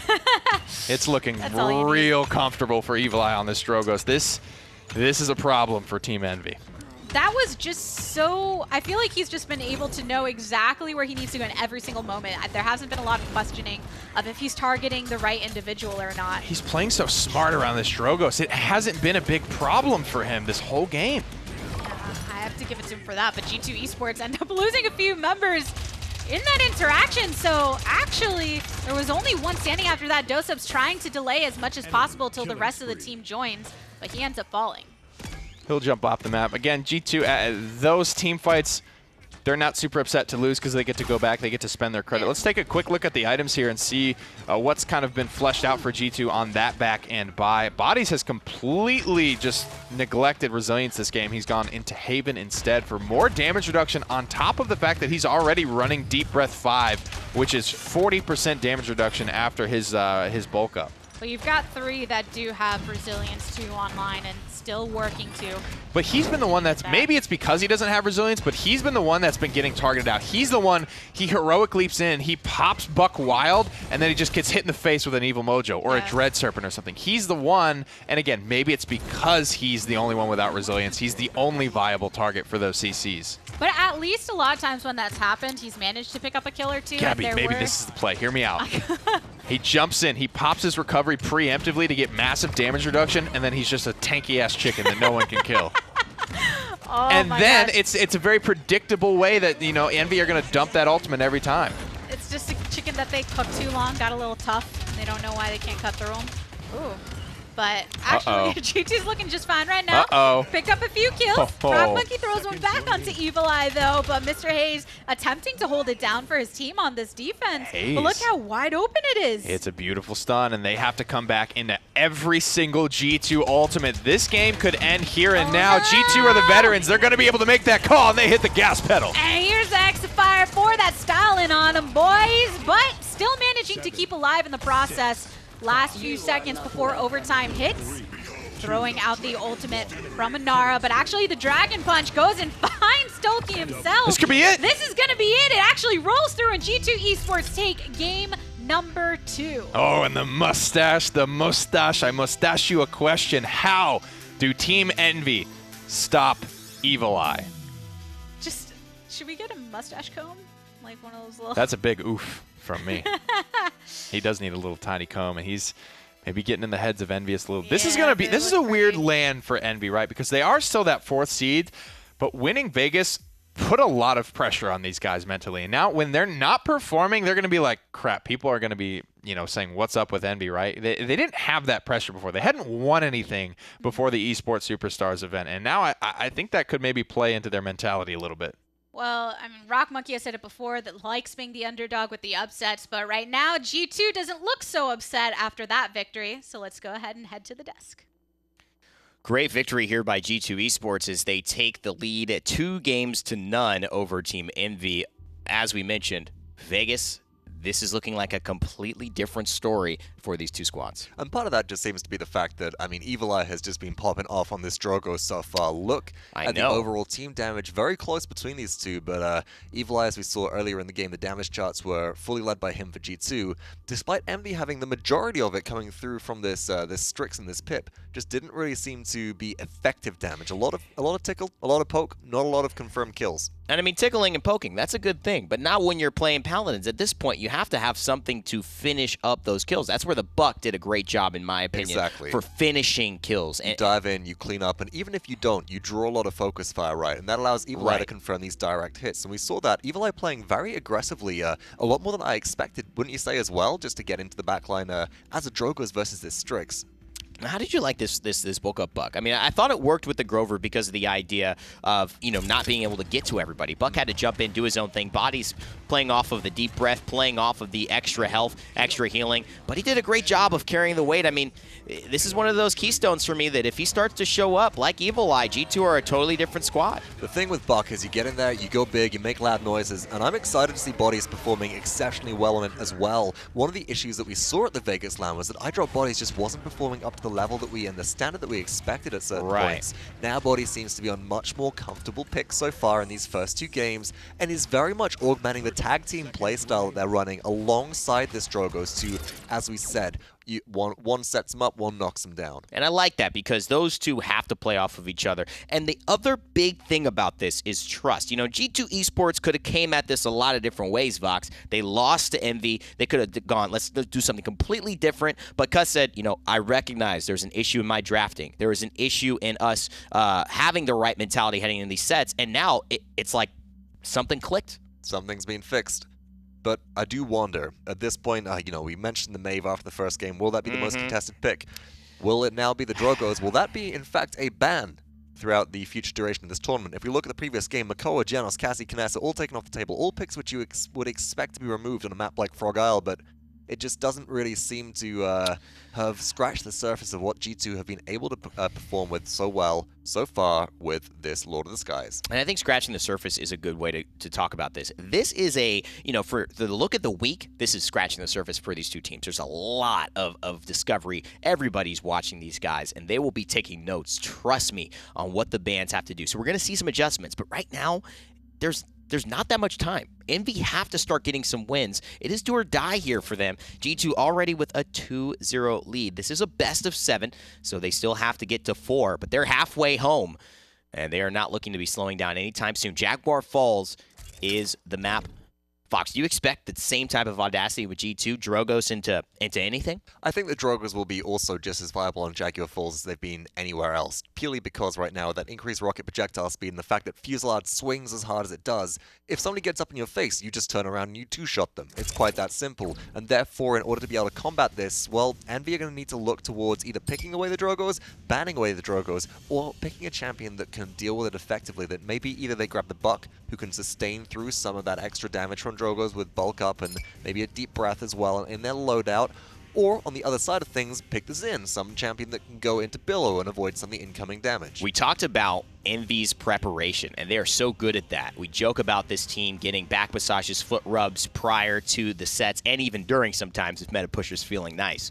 And I think right now they were ready for Rock Monkey to be completely banned out, maybe even Random Noob to be completely banned out. G2 have done a little bit of banning out more Rock Monkey, but now Envy's the one who says, we need to ban out this Evil Eye Drogos. We cannot let it through. And I think that it is a wise decision, but what does it leave on the table? Well, for starters, we've got both Tagala, we've got a compact map with a lot of flank routes on it, so the Maeve is still open. I wouldn't be surprised to see that heavily prioritized. And looking at this also as well, Janos still on the table. Do Envy value that support and that damage bonus that comes with the Luminary talent enough to warrant a first pick here? And will that leave maybe a Bomb King open for G2? We're in an interesting situation in Paladins right now where there's a lot of different metas. You can go triple DPS. You can run things based off of a Cassie and a double tank and feel good with that, a Bomb King slotted in. The Drogos could be the anchor for your squad. But there it is, that Maeve. I think this is something that had to happen for Envy. Right, and it denies a lot of what G2 could potentially go into here. I think in response, G2, if they grab any frontline at all, they're going to want to grab the Inara. It's going to be the most resilient versus this Maeve. And overall, a good neutral pick to lead in here. Maybe they want to look towards stripping away a Charlene as well. We know that both Evil Eye and iDrop Bodies can play the Charlene on this team, as well as Doze Up if forced to flex. I wouldn't be surprised to see those two come out of here, and Charlene does have some good counterplay versus the Maeve as well. However, it is up to G2 to see where they really go this, see what they're going to elect to pick up. Evan, you got any thoughts on this? Do you think it's the frontline prioritization or... Ooh. I mean, clearly the damage is something G2 have in mind. And I like it. It's the first time we've seen Bomb King this set. And the Shaolin as well. These are two good picks. This way, you actually already kind of know Random Noob most likely playing the Maeve, but Rock Monkey could play Maeve as well. And so you're banning out Random Noob's other option. You're saying, well, now you can't play Drogos, now you can't play Bomb King. Your pip hasn't been great. So you're either going on to something like an Eevee, which we've seen you play and do well on, or now you're hoping to get Rock Monkey on a champ but he hasn't been banned out with Cassie, Andro gone, Shaolin taken.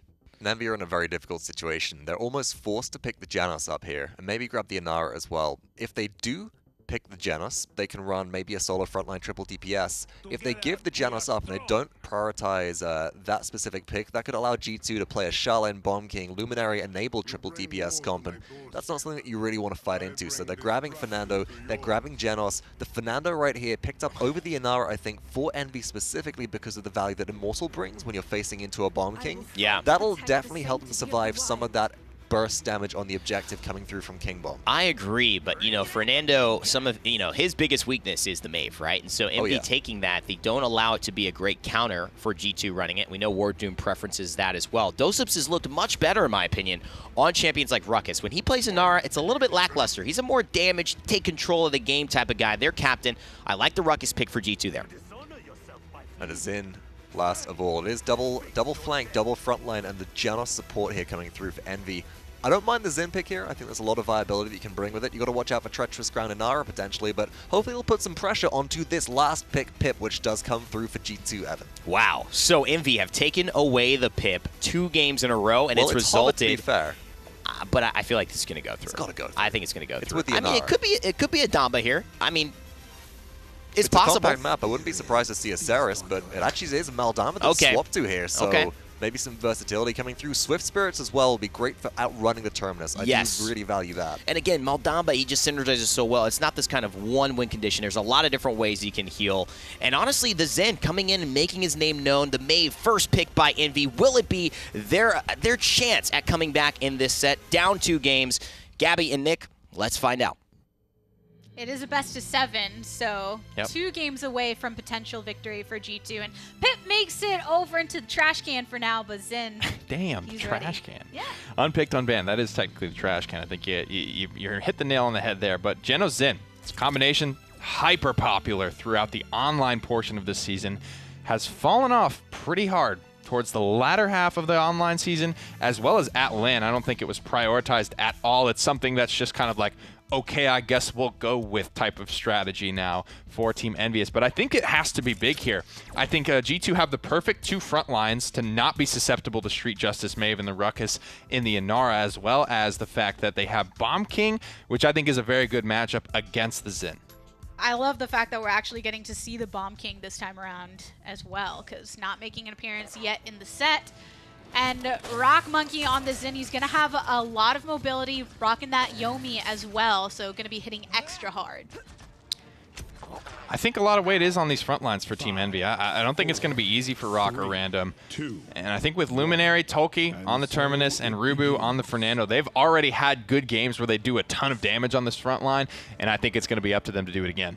Rubu always loves bringing out the Nando as well, so being able to maintain an aggressive stance in addition to that objective focus, but I drop bodies. Early kill onto Mr. Hayes. Patient play from Evil Eye as well. Early aggression from the Shaolin on G2 Esports, but he gets flanked and he gets spanked. But Tolki, he got knocked down pretty low and punished by Evil Eye, who's finally made his rotation onto the objective, moving to the wayside, attempting to help out War Doom potentially. You can see the stickies coming from right behind, and what a great wall to actually lock Rubu in for the meantime, but still running pretty low. Pops the Earthen Guard to get that extra healing through 54 and climbing for G2 Esports on the objective. Evil Eye nowhere near his ultimate. In fact, it is looks like War Doom actually on the Inara, leading the charge at 64%. So the seismic crash could actually be a factor here in a couple of seconds. As soon as Tolki got taken out, they lost a lot of momentum there, but finally made his way back onto the objective. But a giant gourd actually covering the entirety of that space.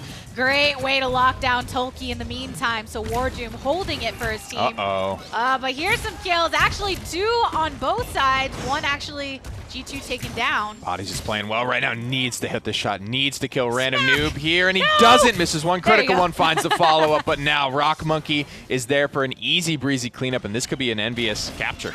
And finally, Envy do pass actually on the objective Rock Monkey with a double kill using that spite. So that was a very nice play where even if they lose somebody right now, it's not as big of a deal because that objective is captured. Random Noob barely pried that one back for Team Envious, and a great follow-up, cleanup kill, I should say, from Rock Monkey there. And it was really a team effort. G2 just didn't have the legs to go the distance there. No ultimates available for them in that fight, but they're starting to come off. The first one's been popped. Team Envious will not connect with the time and space. Not exactly what they were looking for, but at the same time, that ultimate, that's totally okay if you miss out. Here's the Midnight from Team Envy as well, with the follow-up of the Immortal. Random Noob taking down Wardoom. Bodies tried to get some shots back in that planted, but luckily Random Noob has some great navigation and a Dread Serpent thrown out by G2 Esports. Best tank against Street Justice, my butt. He just took 1,500 damage to the face there. Random Noob, as long as he's playing around the Earth and Guard cooldown, he's going to be able to kill the Inara. There's Ramin. Tolkien, he's back in action, and here's actually the Heat Haze from iDrop Bodies as well. Gets some smacks to the face, but doesn't get any major damage of his own. He's lucky he didn't die. Cutie just bailed him out in a major way, but he's got a good angle on this backline here because he's susceptible to being collapsed on. The Shatterfall will find the kill.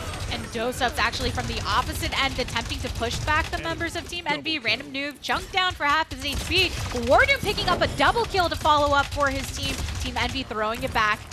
And Random Noob is actually just safe on the sideline to go ahead and heal up. These two flankers are so difficult to bring down. The little bit of healing trickling through. Maeve gets massive damage reduction from her loadout, the one that Random Noob likes to run, as well as Zen is just a pain in the ass to kill. There's so much damage immunity there. Immunity frames. He can billow. He can counter. There's a lot of ways in and a lot of ways out for this Team Envious composition. And the way that Envy is spreading on that objective as well. He has Zen on one side and then Maeve on the other. And as soon as one pops away and you know they're just going to heal back up, it's difficult to find that way to finally actually solidify them in the grave. But here's the Midnight from Random Noob. See if he can land some great shots for the kill. Evil Eye in a bit of trouble, locked down in the middle, but still alive in the meantime. Dosubs pops the Hexifier, and Evil Eye and Drop Bodies pick up kills. He's in a very precarious situation there, but Dosubs makes it out alive, and that is massive for G2 Esports. They maintain everyone's life through that fight. Not losing a single member, but taking down 3 from Team Envy. And it looked like they were about to fall as well. G2's first we had Evil Eye that was actually sandwiched between two. He's been on point, Gabriella. You can't take that away from it. It has been a very Cutie round for G2 Esports. He has bailed many, many people out of many questionable decisions from his team. And this pick has always been a strong pick for him, and you're just seeing it in full force. Because whether it's Evil Eye, whether it's Bodies, just some of the positioning has been a bit questionable. Not as much questionable on their side, but Envy's ability to collapse upon them.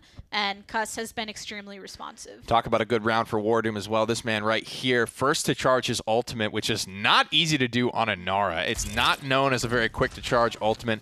It's kind of awkward in hands to hit. And look at this. He's almost top damage in the game for G2 Esports on a Nara. Wardoom, do you think? Yeah, and a lot of times when you see the double kill, you think, oh, okay, that must have been some cleanup or something, right? Set up by the rest of the team. But he's been actually isolated through a lot of these fights. Yeah, he's been doing a great job here. He's running high CC reduction in his loadout, so he won't need to itemize into resilience. He's basically got it inbuilt. But look at that, 2 swings bringing down the Warder's field. Knows that he has to focus against Tolkien, and there's a Dread Serpent from Cutie. Nice seismic crash, gets a stun, burns down Tolkien, and now can rotate right back to the objective. But Random Noob and Rock Monkey holding it down for their team as well. Look at Dosubs. He's so deep in the back line, and he doesn't get anything for it. Rock Monkey and Random Noob, they're just a noose that slowly tightens. There's so much burst damage available to the Maeve, and Rock Monkey is just going to grind you down. He's not missing a single one of these in-hand attacks, and that's what Zen is about, right? He's not very mechanically difficult to hit the shots. It's just all about your decision-making, when you use your cooldowns, how you use them, and how you position. And a little bit of that delay to get into the fight helped them, because I really liked the way that G2 Esports actually played that early on to focus down Tolkien. But then as soon as they put all the resources into that, here's Team Envy with an ultimate of their own, another Midnight. Wardoom's going to work his way onto the objective. A perfect wall just to put himself in contest range of the objective. Random Noob will fall, but Rubu will answer back quickly on iDrop Bodies. Nice, actually focus onto Tolkien, but he comes back with that reanimate. Mr. Hayes picks one up onto the enemy support, gets his foot right on it, and at their time and space to actually attempt to separate Evil Eye. Doesn't get hit by it, but the double kill still nice and strong from him on the Bomb King. Beautiful stuff. Woo! Evil Eye hits the triple kill. He might need to get more for his team. Random Noob is trying to get in to touch the objective, but his pounce is going to run into 2 throats from G2 Esports. 2 kills, But is it enough? And you've got a Gnar standing right on top of a gourd in the meantime, shattering on down Tolki. He's back on the objective. Overtime starting to dwindle, but gets reset. And Wardoom facing off against all of these members as the center of the point. Envy is so good with Power Siphon. They had to use it like no one else does in the league. Tolki finds yet another kill. Wardoom with another seismic crash, trying to bring this one back for G2. Almost gets the Mave, but actually just goes to the wayside. G2 Esports lose 4 of their members. And at that point, Team Envy are able to capture. Watch the faces, watch the communication of the players. This could be the momentum shift for Team Envious here. They're finally starting to find some footing. There's so many things I want to talk about in that last fight. Random Noob by himself somehow brings down 2 members from G2 Esports and then gets out alive, comes back in to get a 3rd kill, and then he has to be bailed out in a special way. And it's like the Power Siphon, using it to cover teammates, whether it's the support, whoever's being dove on is getting covered by Power Siphon for Team Envy, so G2 can't do anything to that particular player. And I haven't seen anyone do that quite as well as Team Envy do it. And there's actually another Dread Serpent from Cuscutie because of this aggression, but actually Immortal taken out by Nando as well. So a couple ultimates used, no kills coming out of it. Rock Monkey fairly low, but getting healed up and in pursuit of one of G2, and Drop Bodies finally falls. Bodies doesn't get anything there, but what he does do is pull 2 members of Team Envy far, far away from the fight, and he stalls them out for so long. He didn't die until the very end of his Heat Haze, which is inherently valuable to pull 2 people away for 1. He only loses his life there, but it's an easy cleanup for G2 there. So not the most stellar team fight, not honestly the most incredible performances from either of them yet. If it's any DPS member that's impacting this game right now, it's Random Noob for me. I think that also it was kind of a forced down move on the side of G2 Esports because Team Envy was so aggressive right off of this push, and continuing with that as well, Tolki taking down Evil Eye. And if they can actually just get a few more picks in their favor, I do agree that Random Noob has been very impactful, but I think it's a combination of those flanks and the way that they've just disoriented G2's efforts. Bodies and Doom will pick up a couple of kills. The wall goes up from Wardoom, and he's getting a crazy amount of healing right now. He's topped back up to full HP. Bodies will score the frag onto Tolki, but Team Envious looking for this conversion here. They're not wanting to let this go for free. They have plenty of resources to work with, but I'm not sure how much they're going to want to spend with only 24 seconds left on the clock. We're about to approach that 20. And Team Envy and G2, the way they've actually been going back and forth in some of the early games, I wouldn't be surprised if Team Envy's okay with this being a 2-2. An attempt to just go for the full-on push during the next one. But it's the final countdown, and Dosups, he's got this area locked. He's lasered in, he's focused here, and he can go toe-to-toe with this Xin. 1 for 1 so far in the engagement. Pops the Hexifier. Less than ideal positioning on it. The reanimate comes through, and Dosups dashes into it. No! Tolki with a double kill on the reanimate! How do you not see that coming? And such follow-up as well. Team Envy, they push through. It's a 3-1. I'm flabbergasted, personally. Could turn the other way. That was so bad. Yeah. You like we talked about, you can't die to reanimate. I mean, you really just can't. Getting caught out by it, too. Not being, stunned into it or something like that. Like, you can set up wombo combos around it, but when you just die to it, that is horrific. That is, it's fight ending for G2 Esports there. And they lose not only 1, we talked about how impactful, how many times when Terminus kills 1 person with his ultimate, that fight's over. If he kills 2 people with his ultimate, that fight is super over. And then Dosups just gave him that second Yeah, one, he though. canceled his ult to dash into it. He was trying to get behind the boxes, yes, but you have to be hyper aware of the timing. You have to be better than that. Well, and that's why during the match on Frog Isle, when there's these pillars that you can just step behind if they reanimate right on top of the capture. I'm not sure if he was in range. Do you think he was in range where he was standing? I mean, he could have dashed out of range. I don't even think you had the chance trying to get behind the box. He could have dashed out of main and just got out of range. But actually, early kill right now onto Evil Eye. Mr. Hayes picking that one up. And a Midnight's boot. But Team Envy, early control onto the objective, trying to actually counteract that comeback mechanic available to G2. 42% early and often for Team Envy. G2 have the comeback mechanic, yes, but they got to win something. They got to find a frag somewhere on the battlefield. Wardoom has his ultimate. He's got a good angle here. Might elect to go for it, and he will. He's going to stun just 1. Gets it onto Tolki and actually able to eliminate, knowing very well that he can't come back to life in the meantime. Rock Monkey with a double kill, keeping Team Envy in it, uses a spite, drop bodies, dropping fairly low. He's not going to get his kill either there, so just off the mark. G2 Esports They can't get anything going in this fight. 96% and climbing. It looks like Cuskcutie has to just touch the objective, but G2, I think, have just lost their first game. Doom was sticking around for the time being, but got burned down. Now it's Dosup's turn to fall. Everyone is just going in one by one, getting picked off as if there was some evil mojo with some chickens, but just looking fried in the meantime. G2 Esports losing this game to Team Envy. That's the first one. We're going to see the fist bumps start to come out. The smiles have cracked for Team Envy. And Rubu starting to give it back a little bit. Paul's saying, stop that, focus up. Stay dialed in here. We got a lot of work to do. Momentum-based team, G2, and they've just hit their first speed bump of the PPL spring finals. And you saw it flowing nicely in game number 1 and 2. Clearly their strengths were being capitalized. Drogos was taken away. Yeah. A little bit of a different composition than what we were expecting. And how hard do you tilt, though, from that? I mean, it's so clear what went wrong. Yeah. 2 people died to Terminus ult. It's such an easy fix that I don't think you want to be too tilted after that. I think in a best of 7 at this caliber, you have the ability to bounce back no matter what type of team you are. But let's send it over to the desk to break it down. Well, you usually don't try to dash into one, and I think that's always a kind of rule of thumb, the basics, fundamentals of a Terminus ult. My life philosophy is much like how I played rugby in high school, which is you run away from the explosion, or back in my case in high school, it's the person with the ball because they're scary. Aren't you supposed to tackle that person? No. I don't like pain. And you probably weren't very good at rugby. Neither should the players. They should run away from that explosion. Yeah. However, I do agree. I don't know. It's the G2 kind of after taking 2 games with I don't want to say relative ease because there was some back and forth there. Envy have now finally got a foot in the door, and I think that confidence will do a lot for them in this situation. It's not necessarily the fact that they have a way in. It's more the fact that they're not overfaced with like, oh, we've got to get to the point where it's starting to look like we're going to run a reverse sweep here. And also, throughout the duration of this game, Envy's target swapping, I found perfectly, honestly, was impeccable. Yeah, I mean, they got a foot in the door. They got a size 13 in the door, really, in my opinion. They've just got a lot of momentum now that it seems small. Is that American or European? Oh, American. So I don't know. European, they make the numbers bigger, right? Isn't that? Yeah, in the UK, 30, it's like 40. one size difference. In mainland Europe, it's Chinese numbers are like 30, 40, 50. A size Chinese 50. I don't know what that is, but you guys know what I'm talking about. At this point, though, I'm really a fan of the way Envy have pulled it back together. You saw a great moment on camera. You know, Rubu starts to do the little mustache thing.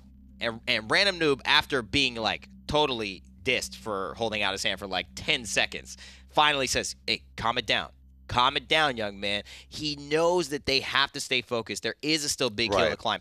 But G2 Esports 2-0, I mean, you feel comfortable, but you're really close to now being tied up. They are in a very good position to either Envy can make the equal. Envy can go ahead and equalize here. However, there could be a good situation where we can see maybe maybe G2 start to take a lead here. I think that they're going to figure out what they did wrong last time. One thing which seemed to be a big issue is the fact that Envy had very good target focus on a specifically Evil Eye throughout a large duration of that game. And with the Bomb King being focused, the Bomb King being able to come in, like grab a triple kill, and as soon as the respawns come through, they're off the table immediately, and this Maeve can take full advantage with 3 Justices of the front lines with no real kind of damage to dissuade them. I think that if G2 want to take a win on this one and continue to accelerate their lead, they need to play maybe a protect the president kind of strategy here. Can I just say that Maeve's win rate in this finals is 100%? It's pretty nasty right now. She's running away with the victory. She's prowling away. She's stealing it. She's chasing like a cat out of the bag? Exactly. She's persistent. Like a cat out of the bag. She's like a cat out of the bag. Well, you definitely are. Yeah, man. You're what's it called? I was gonna say scooping. Insufferable. Insufferable. That's another word. Not what I was going to say. Maybe. Right? Hey. No. I'll give you that one. We'll move on. Puns abound. Puns of funds. Puns of funds and funds of puns. And I think at this point now we've got 2-1 as the scoreline. Can it get 2-2? If Envy have a chance to bounce back, this is it. Going down 3-1, that feels like G2 would have stolen the momentum back. The Maeve was the first pick that got the win. Bodies on the Maeve earlier with Serpent Beach actually got them the win. But what also felt sloppy were some of these plays around the terminus. It just felt un-G2. You know, it's not the first time as well. We saw in the Frog Isle game previously, bodies just jump straight into a Terminus reanimate. And here, it's a little bit more difficult, right? The Inara wall goes up. That protects some of your teammates, but I don't know. I mean, Tolki's not even looking at anyone that dies. Tolki's not even aware of that. You just pop in the ultimate to get back on the objective. You want to continue contesting that cart, and ultimately that is a bit of a fallacy of G2 to be able to let that happen. Yeah. They have also, Envy have played Terminus successfully now for a few games in a row. If I'm not mistaken, all 3 games. They're so good They're at performing very well with it. It was actually Rubu on the Frog Isle game that they've played it. It's been Tolki twice now on the Terminus. They're both playing this decimation playstyle, if I'm not mistaken, where you throw up the hand, you have a card in your loadout, which reduces the amount of damage you need to be absorbed by Power Siphon to generate a charge. So you have a lot of sort of range damage as well, which helps augment the fact that Terminus, for the most part, on these more spread out maps, can be a little more difficult to play. I'm excited to see if that continues, but I wonder if that becomes a thorn on G2's side. At what point do they go, we just don't want to deal with this, you know, we'll take them off the table? I think it's interesting because you have a lot of ways to go about this one. G2 and MV both know that. And the sniper bans have worked out more towards the side of G2. So I think they're going back that way. Whenever MV started banning snipers, or G2 have won both those games. Where the snipers aren't really a conversation on such as in Jaguar Falls, MV actually have gotten the priority here. Where's this Mave going? What's the Drogo situation? Because MV banned it last time around. You see, of all maps, for Drogos to not be banned, I think the Stonekeep is actually quite a good one. Sure, there's some cover that you can play around, but you can play a very effective Leon on Stonekeep, and that's one of the few counters right now where I think that Drogos really suffers playing into. She punishes him very heavily. The Mave ban from G2 comes out, though, which indicates that G2 aren't willing to first pick a Mave in this circumstance. And I think this is really interesting because it's whether they're not willing to first pick it or they don't trust that Bodies is going to be as effective as he needs to be to warrant the first pick, right? It's tough because I think that might... After the first game where we did actually see the Mave perform relatively well for G2 Esports, we saw iDropBodies playing that, getting a few picks here and there. It was good. It was reliable. I don't think there's an issue with it. This, to me, more indicates that G2 have a strategy for this map, specifically on Stonekeep, that Mave doesn't really play into. And let's talk about this. If you ban the Mave, right, then you force an interesting situation for your carry. So, you know, you're either going to get a Cassie here or a Shaolin, or you're going to get a Drogos. And G2 Esports are happy with that if they feel that that's going to be contested, because Envy now have the chances to grab the Shaolin and the Drogos here. G2 opting for the Fernando. You know what? I think G2 are already showing their hand with their strategy. We've seen them play the Grover so far. We've seen them play a Pip so far. G2 banning out the Mave, taking that off the table instead of picking it, which is a pick which goes around about the map very much. They're drafting a Fernando. I'm expecting a Drogos to come in there as well to enable the Dragon Punch. I'm expecting G2 to play a compact composition which plays around primarily the Cathedral side of Stonekeep here. I'm expecting them to stay grouped. I'm expecting them to kind of brawl out as a dive comp, and Envy can potentially find a way here to either dismantle that in the draft or to pick a few different picks which will actually take that apart. The Terminus is a good lead into that. It's very difficult to actually play a dive comp into Terminus because you all jump at him and he swings his Massacre Axe for massive damage. The Drogos, too, is stripping one of those important picks away from G2. And that's what I think they needed. The thing is, MV do a great job of banning here and picking, because if you do take Drogos, you do give up Terminus and Fernando, which is a pretty scary combination to let go, because you have everything you need on the point and in terms of creating space. So they grab the Fernando, saying this is the lesser of two evils. Evil Eye can't actually play the Bomb King. He can play something else, but now Bodies.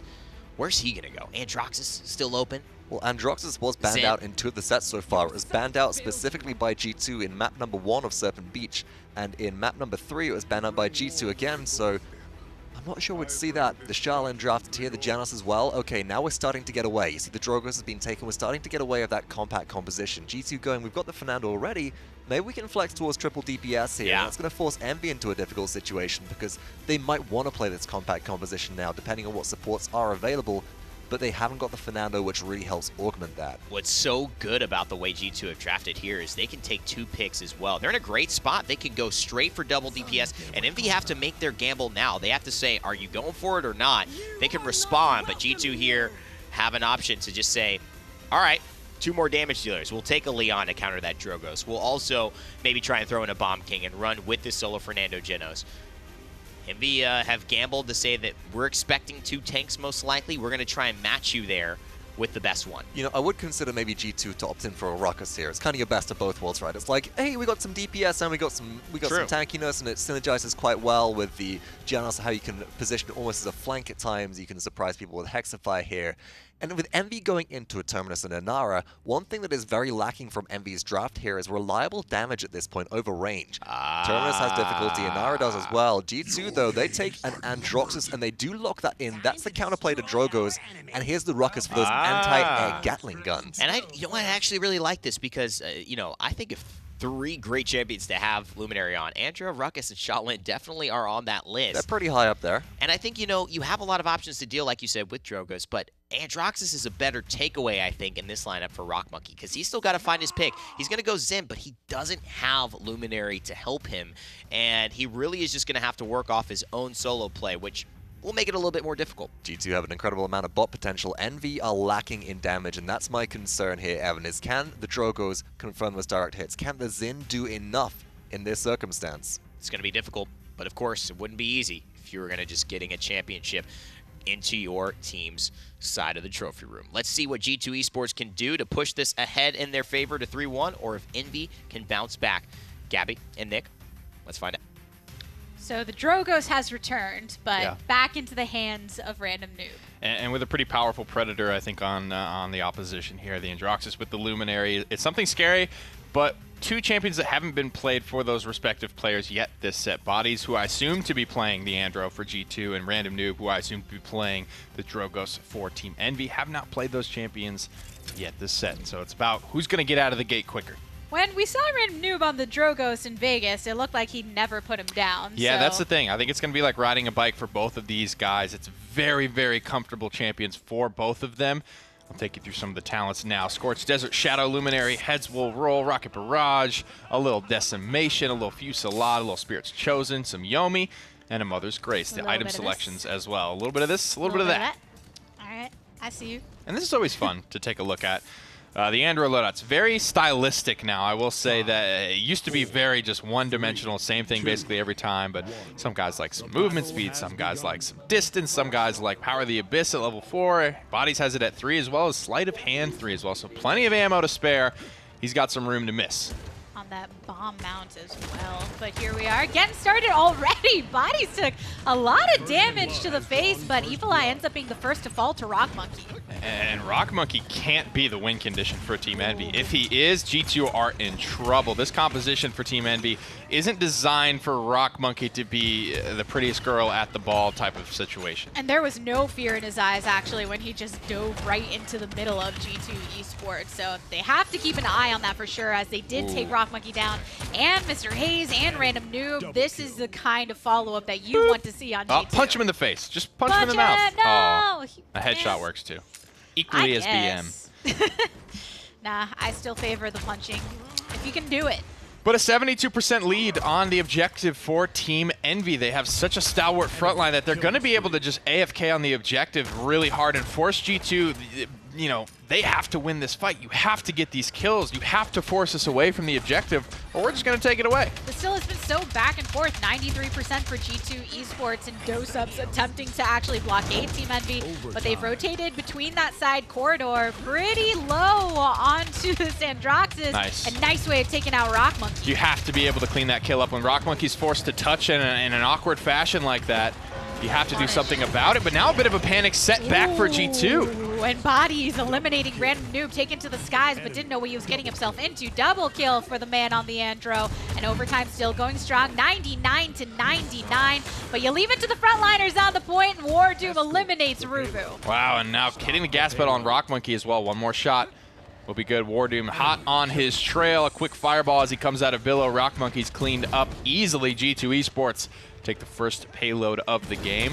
They use the first ultimates of the game, and they set the pace early on in game number 4. I really enjoyed seeing I drop Bodies during that entire interaction. He used his ultimate effectively, and it almost seemed to leave some of Team Envy frazzled, where in the midst of that, Drogo's actually taken to the skies, making himself a bit more vulnerable. Right. And now G2 Esports, they've already passed the 50% mark.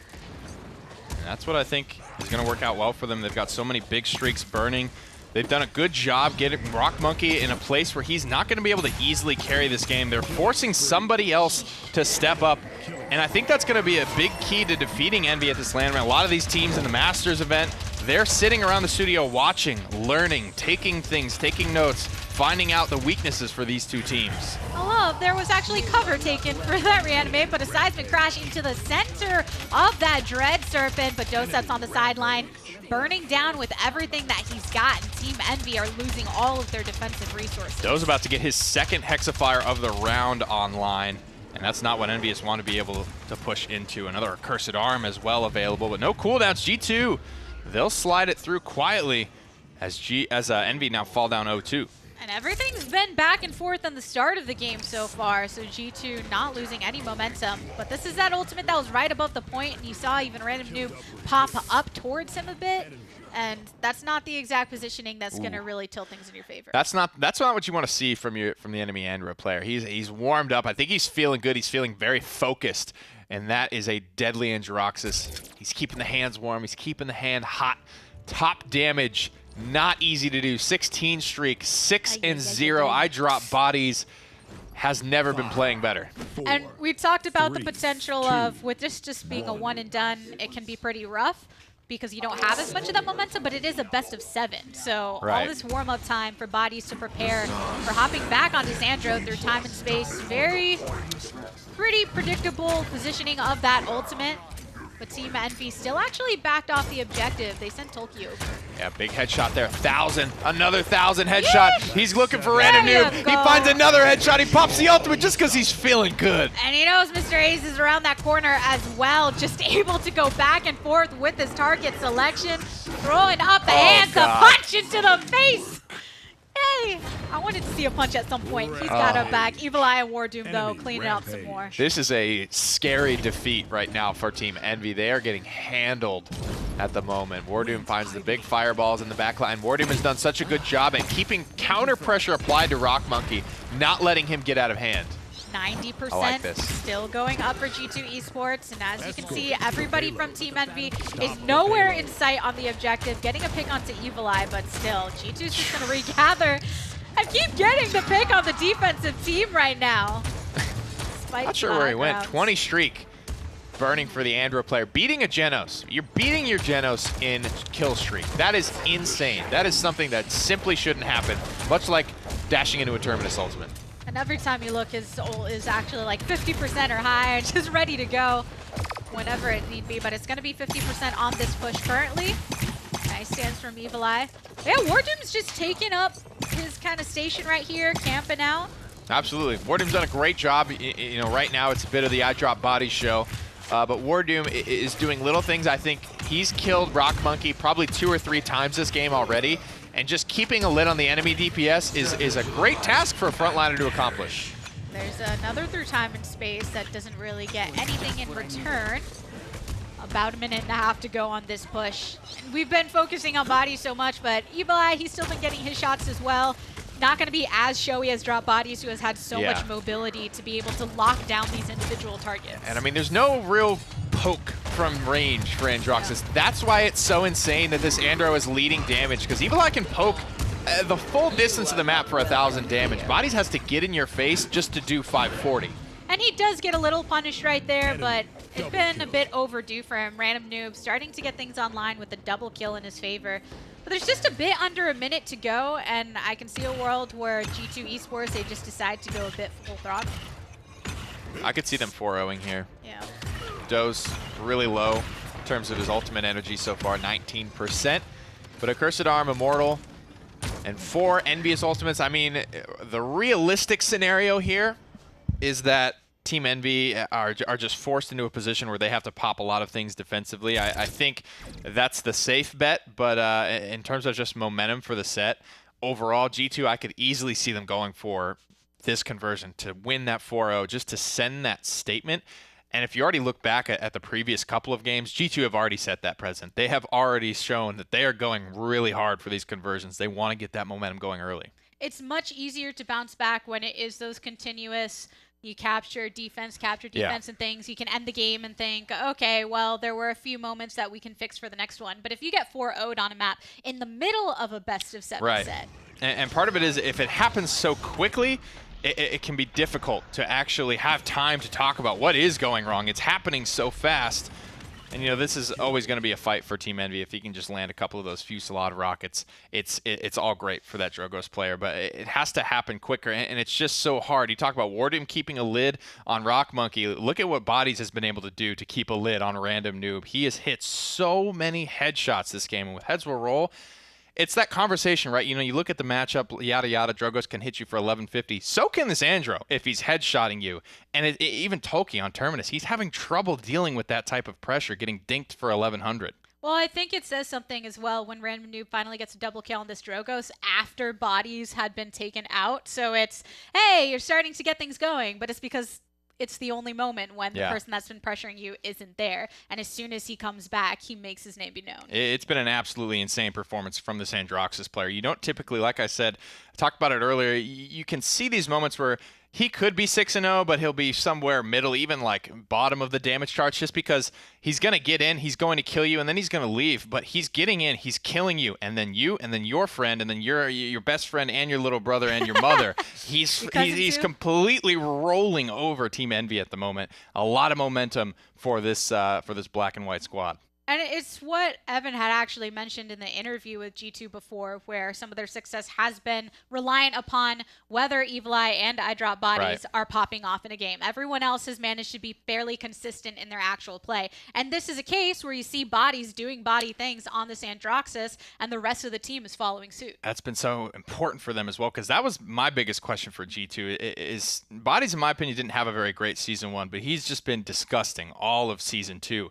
And I don't know that there has been a game where Bodies pops off that G2 lose. And when Bodies and G2, or Bodies and Evil Eye are going together, like Evan said in that interview, they are an unstoppable force.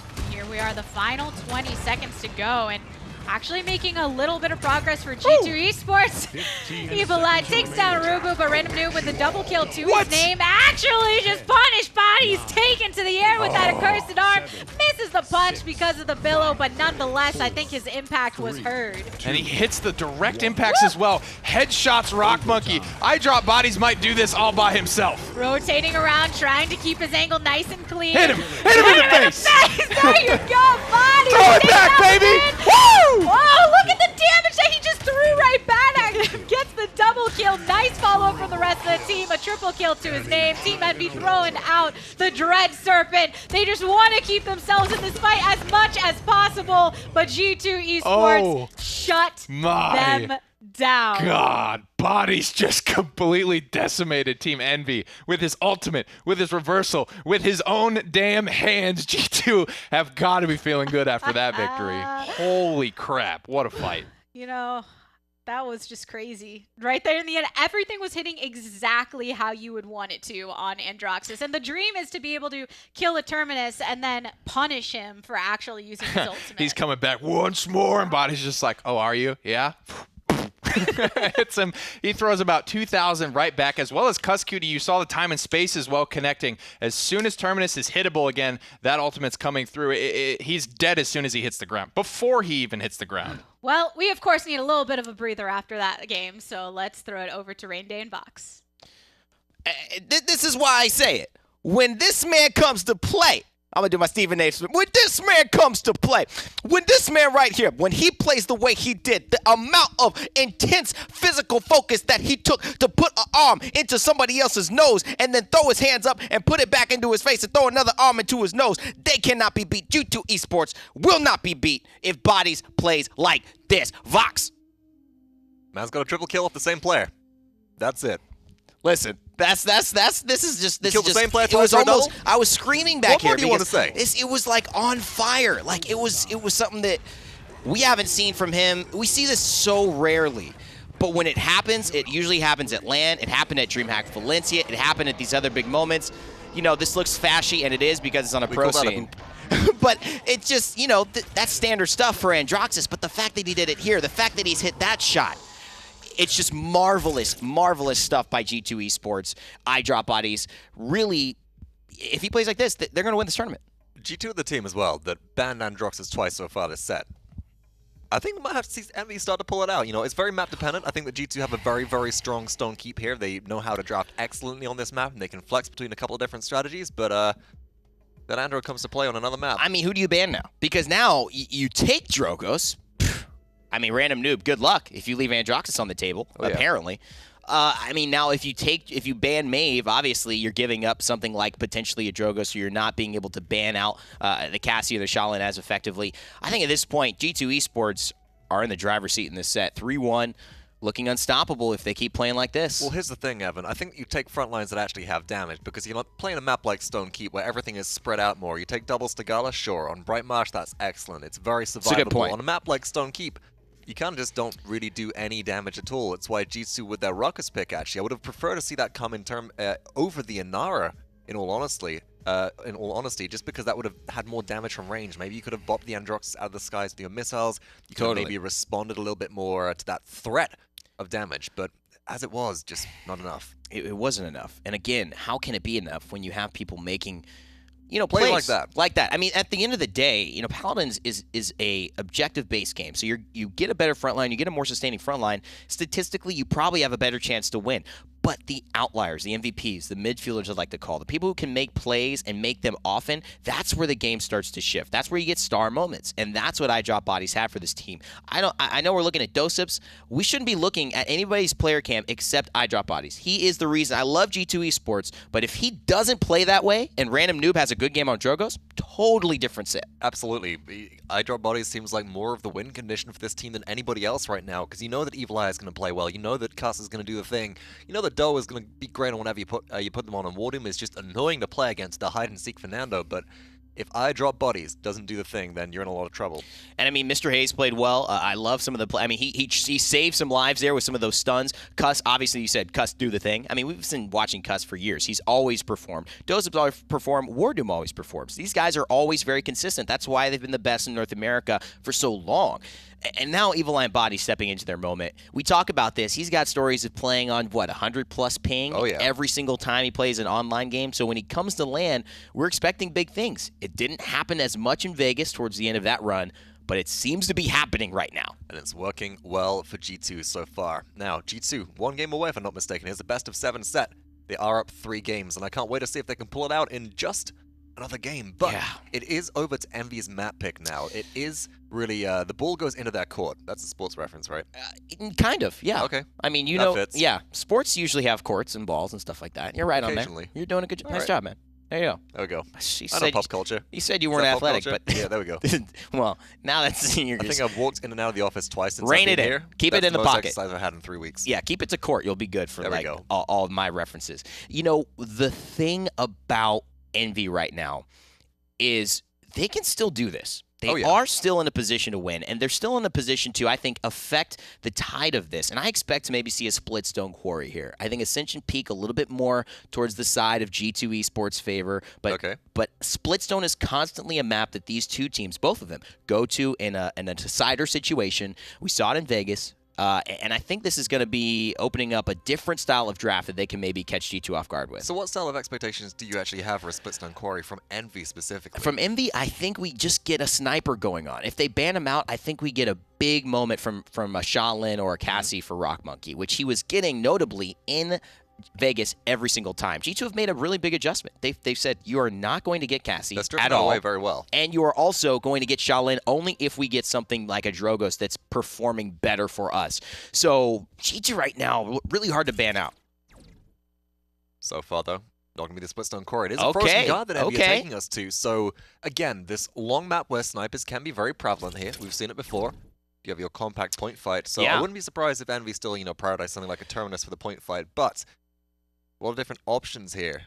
Our man, I Hold Shift, who is in the back, he's going to be with us today. He was talking a little bit about, he thinks Drogoz is going to be a big component to this draft early.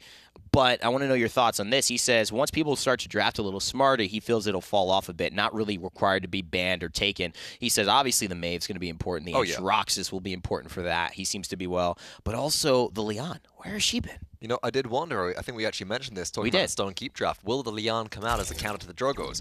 Wasn't necessary, as the Androxus did come through for bodies, and, well, it just put Drogos in a hole in the ground. I mean, Drogos pretty much dug their own grave at that point. That's 6 feet true. under, or off the cliff entirely. But on a map like this, where Eminence can be very, very useful, you can have your death and taxes as well, and especially if you're playing into a G2 draft that's focusing on maybe a long-range support like a Grover here.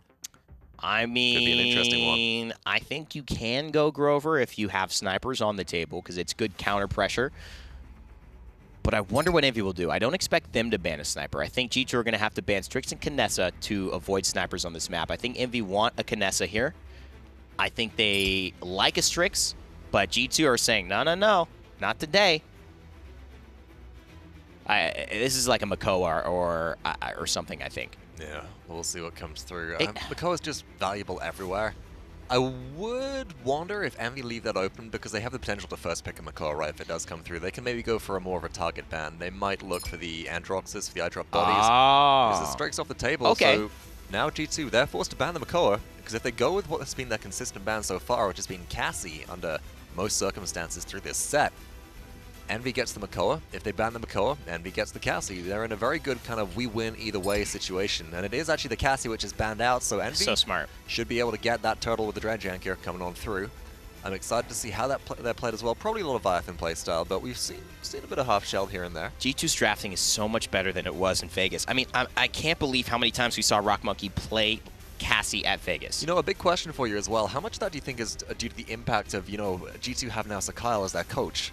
I think Sakyle's doing a great job for them. He clearly knows the boys for a long time. He was playing with these boys when we were casting them in Sweden a couple years ago at the first Founders Tournament. So Sakyle's got a nice rapport with the guys. I like that he's a part of the coach. He seems a little bit less outspoken during games as meta pusher if you're just drawing a straight comparison, but he's definitely providing them with great insight. It's always good to have an observer, a guy just above the battlefield to talk with. I don't believe it. Envy take the Maeve. Makoa and Shaolin now. I'm telling you. G2. I did wonder. We said, okay, Makoa available for you if they ban out the Cassie, but Envy value this Maeve even more. And, you know, Street Justice can deal massive damage versus the Makoa in Ancient Rage, but I don't feel like that's enough. Dude. The problem is, if you take the Makoa, if G2 gets Shaolin and Maeve, it feels like a damned if you do, damned if you don't situation. G2 have bamboozled Envy thoroughly here. I mean, you do. And the problem is, I think they saw this far. They said, if we ban Makoa,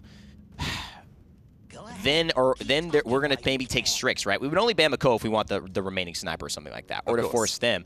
So if we took Strix, then they would get Shaolin Maeve, or they get Ruckus Maeve, or they get Inara Maeve, and we feel that Maeve has really been the swing. That's the only game they've won, and so why not go back to what's worked? It did enough then, but Envy have drafted now Ruckus and Maldamba. I like the approach that this time they're getting frontline with damage online. This is valuable, but you've got a Genos combo coming out for G2. And actually, I mean, we talked about how you don't want the Genos Luminary buff on Shaolin and Xin. Ouch. And the Makoa. I mean, whatever G2 drafts now, it's who cares? Who cares? At this point. You could pretty much go 4v5 against whatever Envy can throw at you at this point and say, we have our damage. So G2 are probably looking at survivability and sustain. I wouldn't actually be surprised to see them maybe pick up a Fernando as their last pick here, as I don't think the Drogos will be quite as viable on a map like this where Envy can potentially counter draft. Terminus once again going through to Envy. They've picked this every single game so far. And I mean, I think this just shows you how much they care about the Maeve. And I like that the Leon is here. Envy have to do something different. You know, and I like that this choice has been picked. Do you see how happy G2 looked on camera, though? They picked the Leon, and they were excited. Look at this. Is this going to be a Sky pick? Can we get some hype in chat for the Sanctum of Sky coming through? Smoke and Dagger, Cloak and Dagger. I am ready for this. I'm excited. Well, you know, it's not often that we get to see a Sky picked up in competitive play. It's not often that we get to see him in a moment where it could be a serious clincher. Once, and that was in the console finals on this map. Will they do it again? We've also seen Evil Eye play it in a less than ideal situation. This time, maybe we'll see it again, working in their favor. Let's head to the potential final game of this series. G2 Esports can move ahead with a win here. Well, if you're going to come at us with the Sky, now this is Wardoom Sky. Calling it now. Really? Wardoom's... No, it's okay. I'm trolling. I'm trolling. Well, you said it. You have to stand by this. No, I think it'll probably be Doe on Shaolin, actually. Evil Eye on the Sky, and then Bodies. Most likely on Xin. We've seen a lot of Doe on Shaolin, and really just the, hey, I'm going to flex onto a damage this time when I'm normally I wonder if he was just so excited to get to play some DPS. Or, yeah, do they really have this full confidence in their comp compared to the like, opposition? Oh my God, or... they've activated our trap card. Sky. There we go, baby. Well, it is going to be Evil Eye on the Sky. It is indeed. He's going to be running some Debilitate. Wardoom's got half shell for his Makoa, Luminary, Yomi, and explosive arrows. Some interesting talent choices for the guys of G2. We know that G2 is, and Wardoom really specifically is like the last bastion of half shell. Like they're really the only team that still runs that. I mean, it's kind of few and far between that any team gets Makoa, so it's hard to identify those trends. But a very interesting style choice here.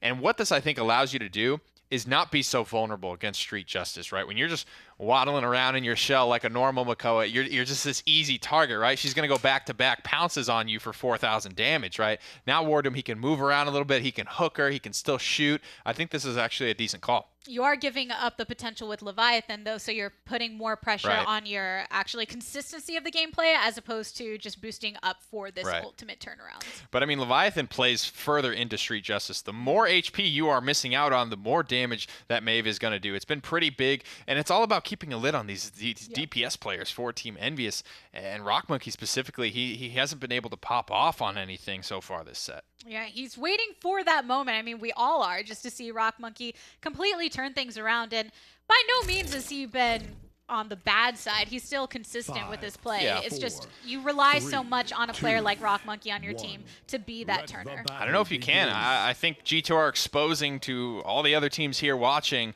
how to defeat Team Envy, the current LAN champion coming off their win in Vegas, looking good, feeling good. Debilitate Sky. First couple of poison bolts will miss. Not going to land, but Team Envy waiting for their moment to actually strike. 2 misses. 0 for 2. You know, Tolkien's standing on the objective, maybe going to see some time rotation, but Rock Monkey's on the Leon. Different pick than we've seen all day today. And some nice shots onto Evil Eye. There's your first blood from Bodies onto Mr. Hayes. Sneaking in the back line. He's got a heal as well, Gabriella, so swinging extra hard and getting that little bit of healing trickling through. Evil Eye finds a couple of poison bolts there, and it'll be good for the double kill. The Sky player from G2. It's something that they've run a long time, but never to great success. And now Team Envy, 63% is about to get nullified due to just those picks from Evil Eye as well as Bodies. 60% in climbing for G2 Esports. And Team Envy, it almost looks like they have an understanding that it's either going to be really bloody for them to get back onto this, but they don't want to give too many resources in this trade, but starting to make their way back onto the objective, and there's a half shell we were talking about. Bodies will get the kill on the Random New, who was just forced to touch for Team Envy to keep this round alive for them. Ultimates are getting close to coming up and being available for both teams. We'll have to see who gets there first. Rock Monkey, critical kill onto Evil Eye. The Bodies keeps the pressure high on the Tolkien. Tolkien just shatters on down, but that's the thing. There's a big old Makoa that is still around, and I drop Bodies rotating to the back of the heads of everybody. 99% trickling to the wayside. Dosef picking up a double kill on Rock Monkey and Mr. Hayes. And this is actually getting reset. It's so close, but when there's only one person around for Team Envy, I don't think you're going to make it back. Big Daddy Doe comes through with the triple kill. Explosive arrow deep to the back line as well to keep the pressure on Rocco. Make sure that he can't push out. He can't do anything to sway this momentum back in his team's favor as the payload marches ever towards the Team Envy base. It feels like G2, except for obviously the one game that they lost, and even then it was a pretty close one there. G2 have been largely driving this set. Nice. That was a great way to go ahead and clean up on Tolkien, Evil Eye, and Wardoom, picking up a couple kills for themselves to increase the momentum of this push. And look at the streaks for everyone except for Sky right now. Just very consistent play from all of them, and not really... Is that only one? That's just kill. One kill. On the Evil Eye. Throws the smoke bomb up in the air to block line of sight for Rock Monkey. They're doing all of the little things to keep him under control and line of sight. It doesn't connect with Evil Eye, so he doesn't get feared? I guess not. Rock Monkey and Random New both pick up a couple kills, though. It's just that G2 has enough people around to actually combat this. But there's over a minute left. There's a minute and 20 seconds to complete this push, and they're already knocking on the front door. Just barely hanging on. Noob will pick up 2 kills. Rocco finds 1 as well. 1:15 on the clock for Team Envy. They've got a moment to breathe, a moment to talk about, buy some items, figure out what went wrong. Rock Monkey's already invested into Illuminate 2, which is an item that reveals stealth champions, aka Sha, Lin, and Sky in this instance. He can see them coming from a further distance away. if you're going to go with that itemization anytime, this would be the time, because Evil Eye has just had a lot of opportunities to creep up behind some of them. Isn't it funny that all the stealth champions, their names start with S? Strix, Sky, and Shaolin. Oh, yeah. Stealth. There's layers to this stuff, man. I tell you what, nothing gets by me. Our devs put in the work. But nonetheless, oh, Sarah's apparently too. Technically, they're right. That is a stealth. But, I mean, even with all of that at their hand, G2 Esports still actually lose a lot of players right there to Team Envy. 19 seconds on the clock. This round will probably end pretty quietly here. I don't know if G2 are too excited to get back here. At this point, you don't even want to like let them get ult charge off of hitting you and little things like that. You can get little credit bumps for healing and stuff like that. They might try to shell spin for it. Wardoom not quite close enough. Team Envy will defend. They'll even up the scoreboard 1-1 here. But that's how Frozen Guard. That was a big explosive arrow onto 3. And talking about that's not a style of Shaolin many people run with. And it's always great getting to see Dosups on a pick like this, and Papa maybe that Sebastian. is where the smiles come from, because anyone who's been tracking him for a while knows that he can play so many things. But I love the angle that he played. You can definitely tell he's moved his mount. Like he plays it like a 45-degree angle. Very stylish. It's all arm for Doe on the desk here. we have that, Fishy, who with his leg up the entire time. Yeah, a lot of weird. Mr. Hayes plays his mouse pads at like a 45-degree angle, and like probably 25% of it is just flopped off the desk. It's like not even on there. I don't know. I don't get it. And then you've got Wardoom, who plays on like the little souvenir mouse pad you got from Grandma with like 3,000 million DPI. Everyone's just like, let me buy you a new mouse pad, please. It's like got his face, a little picture of the family on it. But either way, everyone has their own flavor, and Sky's definitely a flavor pick for this team right now that's working out. Randu picks one up onto Cuss Cutie, though, and he actually heard the spite over in the side, just using for a little bit of positioning, and Rubu gets that kill. Simply a perfect fight for Randu. There's no other way to put it. He gets the kill onto the support, puts pressure and forces Evil Eye out, and then disengages cleanly, up until that point, obviously, but he disengages and pulls 2 more members of G. So he effectively killed 3 people in that fight. Oh, there's actually Enlightenment. Results in the kill onto Dosub, so it took a little bit of follow-up after, so no 50. Big. Yeah, that's actually hitting really hard at this point. And that's Sky, right? You know, say troll pick all you want, but that is what she brings to the table. Unmatched tank shred. It does put pressure on you as a player to make sure you are hitting all those shots to get the full potential, but when they do land, it is big indeed. Just as big as those guns, but not big enough to keep Rubu alive. Wardoom punishing him for that. Here's the Ancient Rage. But Randu just slams right into his face. A couple kills for Team Envy, but they lose 3 in the process. That's 93% on the objective, but G2 Esports still trying to hold strong. Hayes might be out here 1v1 and Evil Eye on the Sky. I love it. He slams down the gourd and hits left mouse button. Mr. Hayes is going to stay alive as a result, but 93% on the objective for Team Envy. G2 Esports, now they're actually matching that. Gonna stop at exactly 93%. These teams love to keep it close. Evil Eye picks one up onto Rubu, though. Now Team Envy, without that ability to put your frontliner there to actually open up the passageway, it's going to be much more difficult for them to hold. It's the shot on Tolkien as well. Shell spins him even further up into the air to continue the knock up the chain CC. And here's Half Shell, baby. Exactly the size of the point. Perfect little safe haven just to fight through. And there you go. G2 Esports capture the point in the second round. Time for them to push. And Team Envy, last time, they did get that defense, but it was in those last possible moments of the push. And similar, I want to take one more quick look at the loadout to be sure of what I'm about to say, but I'm pretty sure he's running Decrepify, which is essentially Brand, or the anti-heal in the loadout, so he doesn't have to itemize into Cauterize. He can purchase other things for his Sky. He's actually gone into Record this time around, as well as Marabu's, but he's sitting on a ton of credits, so he'll be able to flesh out this build a little bit more next time he goes back to base. Oh, through time and space right down the middle. Rubu manages to pick one up onto Dosub, so 1 DPS short in the meantime. But a little bit of focus down. I drop bodies, just keep circling behind. That was a big shot there. Needed to take down Rubu with that one. Yeah, but unfortunately not going to connect. And his spot was already known, so at this point you have to bring yourself back with the rest of the team where it's somewhat safe, but got a big chunk in the middle of his movement. And there is the bomb, baby. The Void Grip to set it up. I love the combination, Gabriella. You can definitely tell that this may be one of the picks that G2 talked about in the interview that they've been practicing, they've been bringing up. And they've got bodies on the Xin as well, which isn't exactly standard, so that's maybe as a little bit of result of that practice as well. And that's the thing, the bomb is actually, it's a lot of damage and can have potential, but it just takes so long to get off, and so many people dodge out of it. But if you have things like a grip up to actually prevent that from happening, can be good. But Bodies ends up paying the price after the use of that ult, right? They're going to be able that up with the midnight. Trade it out. That's all they need to do. 1-for-1 trades are going to be in favor of the defense at this stage because they're able to reinforce this fight so much quicker than the offense. Rosengard is a pretty damn big map in terms of just the overall distance between the enemy bases.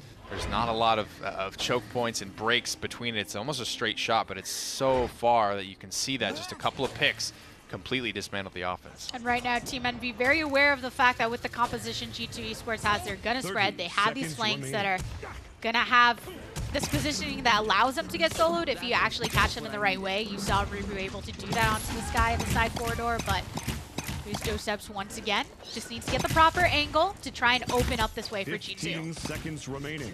15 seconds remaining. You heard it here first, folks. Top damage, Shaolin, Daddy Doe, bringing the pain from the arrows, as well as Evil Eye hot on his heels.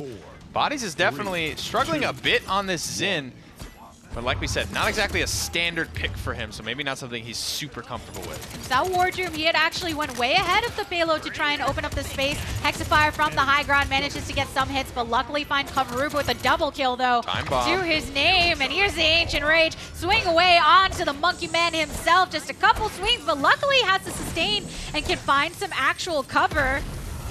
But there's a bomb to get a kill onto Tolkien. Here comes Tolkien right on back. There's so much pressure continuing out on the objective. Hexafire and Reanimate, those are big ultimates to have forced out.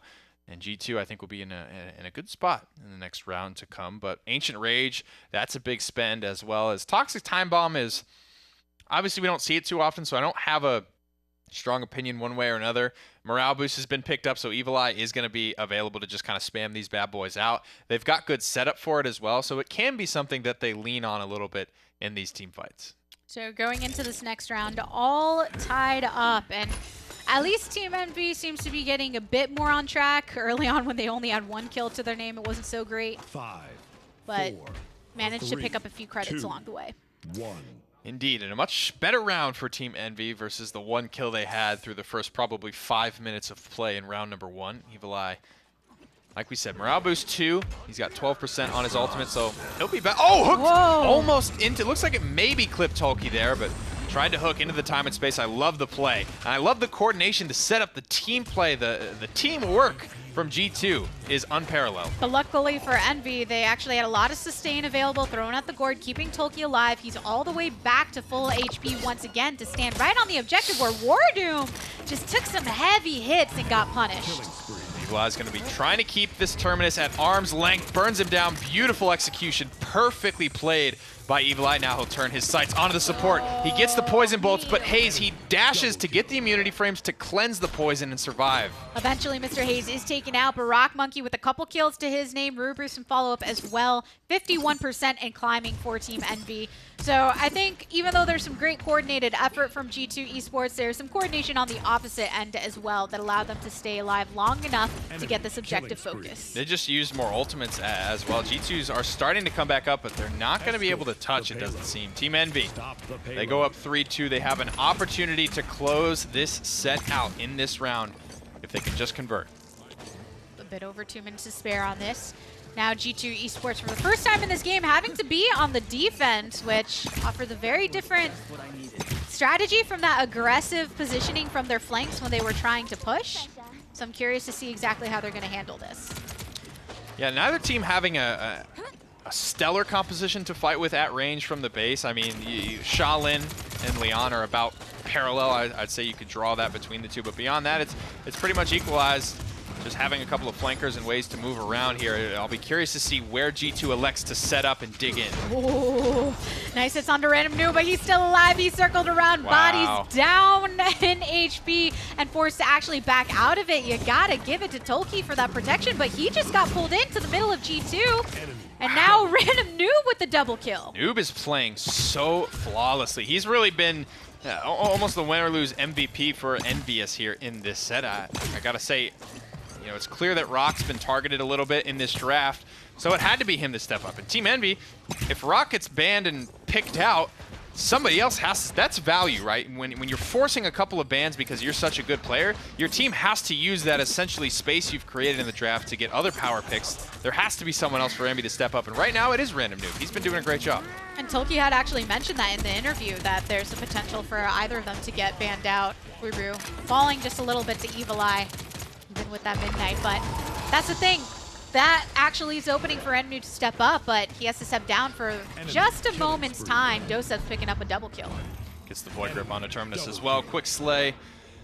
40 seconds on the clock, so we will probably see one more team fight here. Envious, they spend some ultimates there, though. The Midnight only at 20%. Dread Serpent down as well. G2 have everything available. I think they're trying to hold this defense as cleanly as they possibly can, but I-Drop Bodies, he's running out of cooldowns, and he's actually lucky that Rubu decided to disengage there. I think if Rubu knew his Billow was down, he probably would have pressed that. And with all the ultimates available for G2 Esports, I'm sure they're hoping that Envy is going to take a bit of a safer approach because they may not want to go into the next round without ultimates, but I could also see a world where they say, you know what, screw it.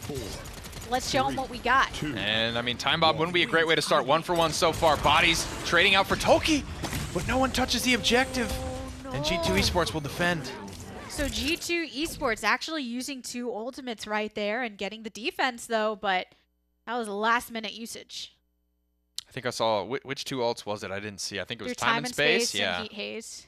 Okay, so that's a decent spend there from G2 that won't be available. Heat Haze, a very quick charging ultimate, but Dosev's, he does not have any morale boost available to him, so he won't be able to have that in this fight. There's still 3 more ultimates to work with. However, Toxic Time Bomb, it's very execution-based. That could easily miss and do absolutely nothing. Spite, as well, as when you're not running Guillotine, Spite is one of the weakest base ultimate abilities in the game. So G2 have a lot to fight into, and Team Envy have some big heavy hitters as well. Enlightenment, Reanimate, and Hexafire all ready to go. All coming down to 1 point. G2 Esports 1 point away from winning the set, but Team Envy wanting to bring themselves back into the fight. And here we go. Body's taking a bit of damage right to the face. Tolki rotates towards the objective, tying up 15% on both sides. But Cuss ends up taking down Tolki. Tolki is just getting absolutely melted this game around. It's so difficult for him to work. He hits the spike, just gets the lockdown into the Billow. I-Drop Bodies, gets away with murder. That's the exact value that you want to see when you're going against the Terminus. But Evil Eye, a big shot to the face, but Rock Monkey punished immediately after using his ultimate. Team Envy, loss of a couple players, but they are coming back. Bodies will fall. 39% for G2 Esports on the objective. Big hook pulls Rubu down to the low ground. He's going to try to waddle his way back up, but it simply is too big of a task. Dosa finds the frag. Tried to get over those boxes, but couldn't quite make it. G2 Esports 72% and climbing. Currently, Wardoom, he has nobody coming to keep him company until Tolki finally makes his way. Midnight settling in from Random Noob. Nice hits, but there's the Billow to keep him in safety. Out of cooldowns, Gabby. This could be it for Paul. It will be. Ancient Rage pops, so Wardoom survives as well. Mr. Hayes, he hits the Dread Serpent, but does not connect onto anyone. Manages to actually get a cleanup onto Evil Eye from Rubu, but Cuss throwing back that affects Team Envy, losing too many members to be able to stand strong on the objective. And Wardoom, he has just been having so much focus on this point, and G2 Esports with the victory for the set. And I think Body specifically, he's staring straight at his opponents as he stands up and just claps. He's focused, and that is really the tale of this set. I think he stepped up in such a big way for his team to be able to play Zen to a good effect, as well as absolutely dominating on Androxus to the point where there was no one else you could talk about. And they are undefeated in the PPL, Gabrielle. I mean, it was such a big upset for Envious to win Vegas. Let's remember that this is almost what you expect from G2. Yeah, and that's the thing. When we were interviewing them earlier, and they said, well, we've beat Envy before. Yeah. I mean, in the PPL, that's been done multiple times. That's what made Vegas so special, is that Envious were not supposed to win that tournament. G2 are the favorites in this set. They're undefeated. 5-3 is the record for Envy versus the 8-0 flawless PPL online record from G2. And you have to give it to Envy for just the mindset that they've had. Remember talking to them in Vegas about how they've had this fire under their butt the entire time because they almost didn't actually make it into the lands. It was kind of actually a bit reliant upon how other teams did, and you never want to be in that position. But then they had something to prove. They showed out. Rock Monkey loves being the upset, but now you got to turn that into something else. Well, we're going to go ahead and send it over to the desk to break down everything you just saw in our first set of the day. Well, pretty exciting set there. I mean, G2 Esports, they take it and in a 4-1 fashion over Team Envy. I'm not surprised that they ended up taking that after what an amazing game that we saw prior by iDropBodies. The momentum was on their way. But Envy did look a bit of a different squad today. They looked staggered today, I think, especially throughout that last game, which is the thing that really came through. The ultimate economy usage was not good.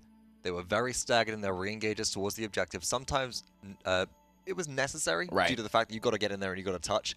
But there were several reset opportunities which Envy just simply didn't take on Frozen Guard, and that allowed G2 to fully capitalize on that. And overall, I think that G2 seems to have really resolved their issues and played so damn well that they forced Envy to kind of be sent reeling. I mean, that last game was pretty illuminating in many ways. Sky coming into the field and now being able to, you know, have this kind of impact. And we did mention that Console was the only other one that used Sky earlier in the last moment. Well, G2 Esports, they actually are known fans of Console. One of the only PPL guys that actually kind of watched that scene. But Dosip's the captain. He's played just about everybody in his history in Paladins Esports, and he shows up big on the Shaolin, the captain for this G2 squad. Oh, look at that beautiful flick onto a just out of pounce Maeve as well. It was an interesting choice of explosive arrows, one of the more uncommon talents that we do see for Shaolin, with of course Desert Shadow being the most common pickup in professional play. However, on a map without many opportunities to impale enemies into walls, it's just a reliable plus 300 damage that's AoE as well, which can't be mitigated by Haven, so it's a good bonus, it's a good boost overall, and Dozup's played that very effectively. You know, what I really enjoyed, too, is that they were willing to be a little wacky. I mean, explosive arrows, you may call it wacky, may not, but you also saw G2 Esports, and we mentioned this, too. They were a little sloppy at some times. There was definitely some ults that used at the end of rounds that you said kind of threw everything in the questionable. wall and see what would stick. Yeah, and, you know, the Ancient Rages towards the end of round number 2, and I think going in that incredible through time and space that just clipped, but it was at the end of the round 3. I'm really excited to see how G2 Esports responded. I want to know what this was about when the Sky was coming out. Let's send it to an interview with them right now. Well, first of all, congratulations to G2 for making it past that first round in the best of 7. And my first question is, in that last draft, we saw a bit of a smile on your face, Doe. Explain to us what was going through your head. Well, the last draft, they had a Terminus, and they had a couple other champions that Sky is good into. And no one picks Sky, so no one's really quite prepared for the Sky pick. And Avuli is always, I'm the best Sky. I'm the best Sky in the world. Always tells us that. So he's, all right, here, Avuli, here's the time to prove it. And I think he did. Bodies, I got to bring up Stone Keep, man. You absolutely shouldered that game and completely obliterated Team Envious. Did you expect to have that type of performance? Did you guys walk them into that Andro pick as hard as I think we all saw? We wanted the ender for the Drogas, obviously, but all in all, I cannot do that without my team making space. As long as my teams are doing what they're supposed to do, and I'm doing what I'm supposed to do, I'm just gonna frag out. But it just comes down to that, man. Headshots in a row. That too, man. I've been practicing. Yeah, I was practicing a ton. Yeah, I did. Yes. Come on. We got to see even a punch at one point, which is always going to make me happy. But you mentioned that you need your team to create that space, and even before we actually went live, we were talking about hyping up War Doom. What are your thoughts on his ability to create that space on not just something like Stone Keep, but then hold it down objectively in this last game? War Doom's a great player, and if you get him hyped, he starts playing more aggressive. And when War Doom plays more aggressive, the whole team gets more aggressive and makes space for the DPS. And I try to do the same. But we try to keep War Doom going good. And guys, you are a very momentum-based team. This was a best-of-7 set, though, so momentum can shift. It's got a lot of time to do so. You guys started super strong. How important was that really, really strong start for you guys and momentum and morale in this set? I mean, coming from Vegas, we just needed that extra win just for us to build our confidence back. Once we have that, it's pure momentum from there. And as long as we're talking and shouting and just having fun, that's when we start playing hard. So I think in a set like this where the game was really close that you ended up losing against Envy, so I don't think anyone expected you to go all the way and down feeling, but is that something you're keeping in mind, trying to prevent yourself from taking those losses too hard to heart? Yeah, we had to get up and go to the bathroom. We got hit by way too many Terminus ults. Yeah. I've never seen us get hit by so many Terminus ults before. Too many little mistakes. Small mistakes. Small mistakes, man. Add up quick. Yeah. We pulled it together. With the preparation of some of those picks, and actually in the pregame interview, Cuss mentions that, we have some things we've been working on for a bit that people are going to be surprised by. Was it the Sky? Was it bringing the Andro back? She was step 1. Sky was step 1. We have plenty of strats. I don't know them, but we don't know. Cuss knows them. He paints a won't picture. Ask you to give everything away, but I will say you guys are 8-0. You guys are the top seed in North America. That's what made Vegas so special, is because Envious was not supposed to win that tournament. If anything, maybe you guys were supposed to win. So for me, this is a little bit business as usual. But looking forward and what you guys have to accomplish now, who would you rather see sitting across from you in the finals of the PPL spring split here? Envious or Fnatic or Navi? Can we take that one, bro? I mean, I'd rather play Navi since we already beat them in the past. But if we're looking for the best games possible, Fnatic to try to extend to a I want a 7-game rematch. series. That's what I want. Yeah, To prove rematch. ourselves. That's See if you the get it, hard road. guys. All right, thank you. Congratulations. Thank you. We'll see you later. Did we leave too early? Are we done yet?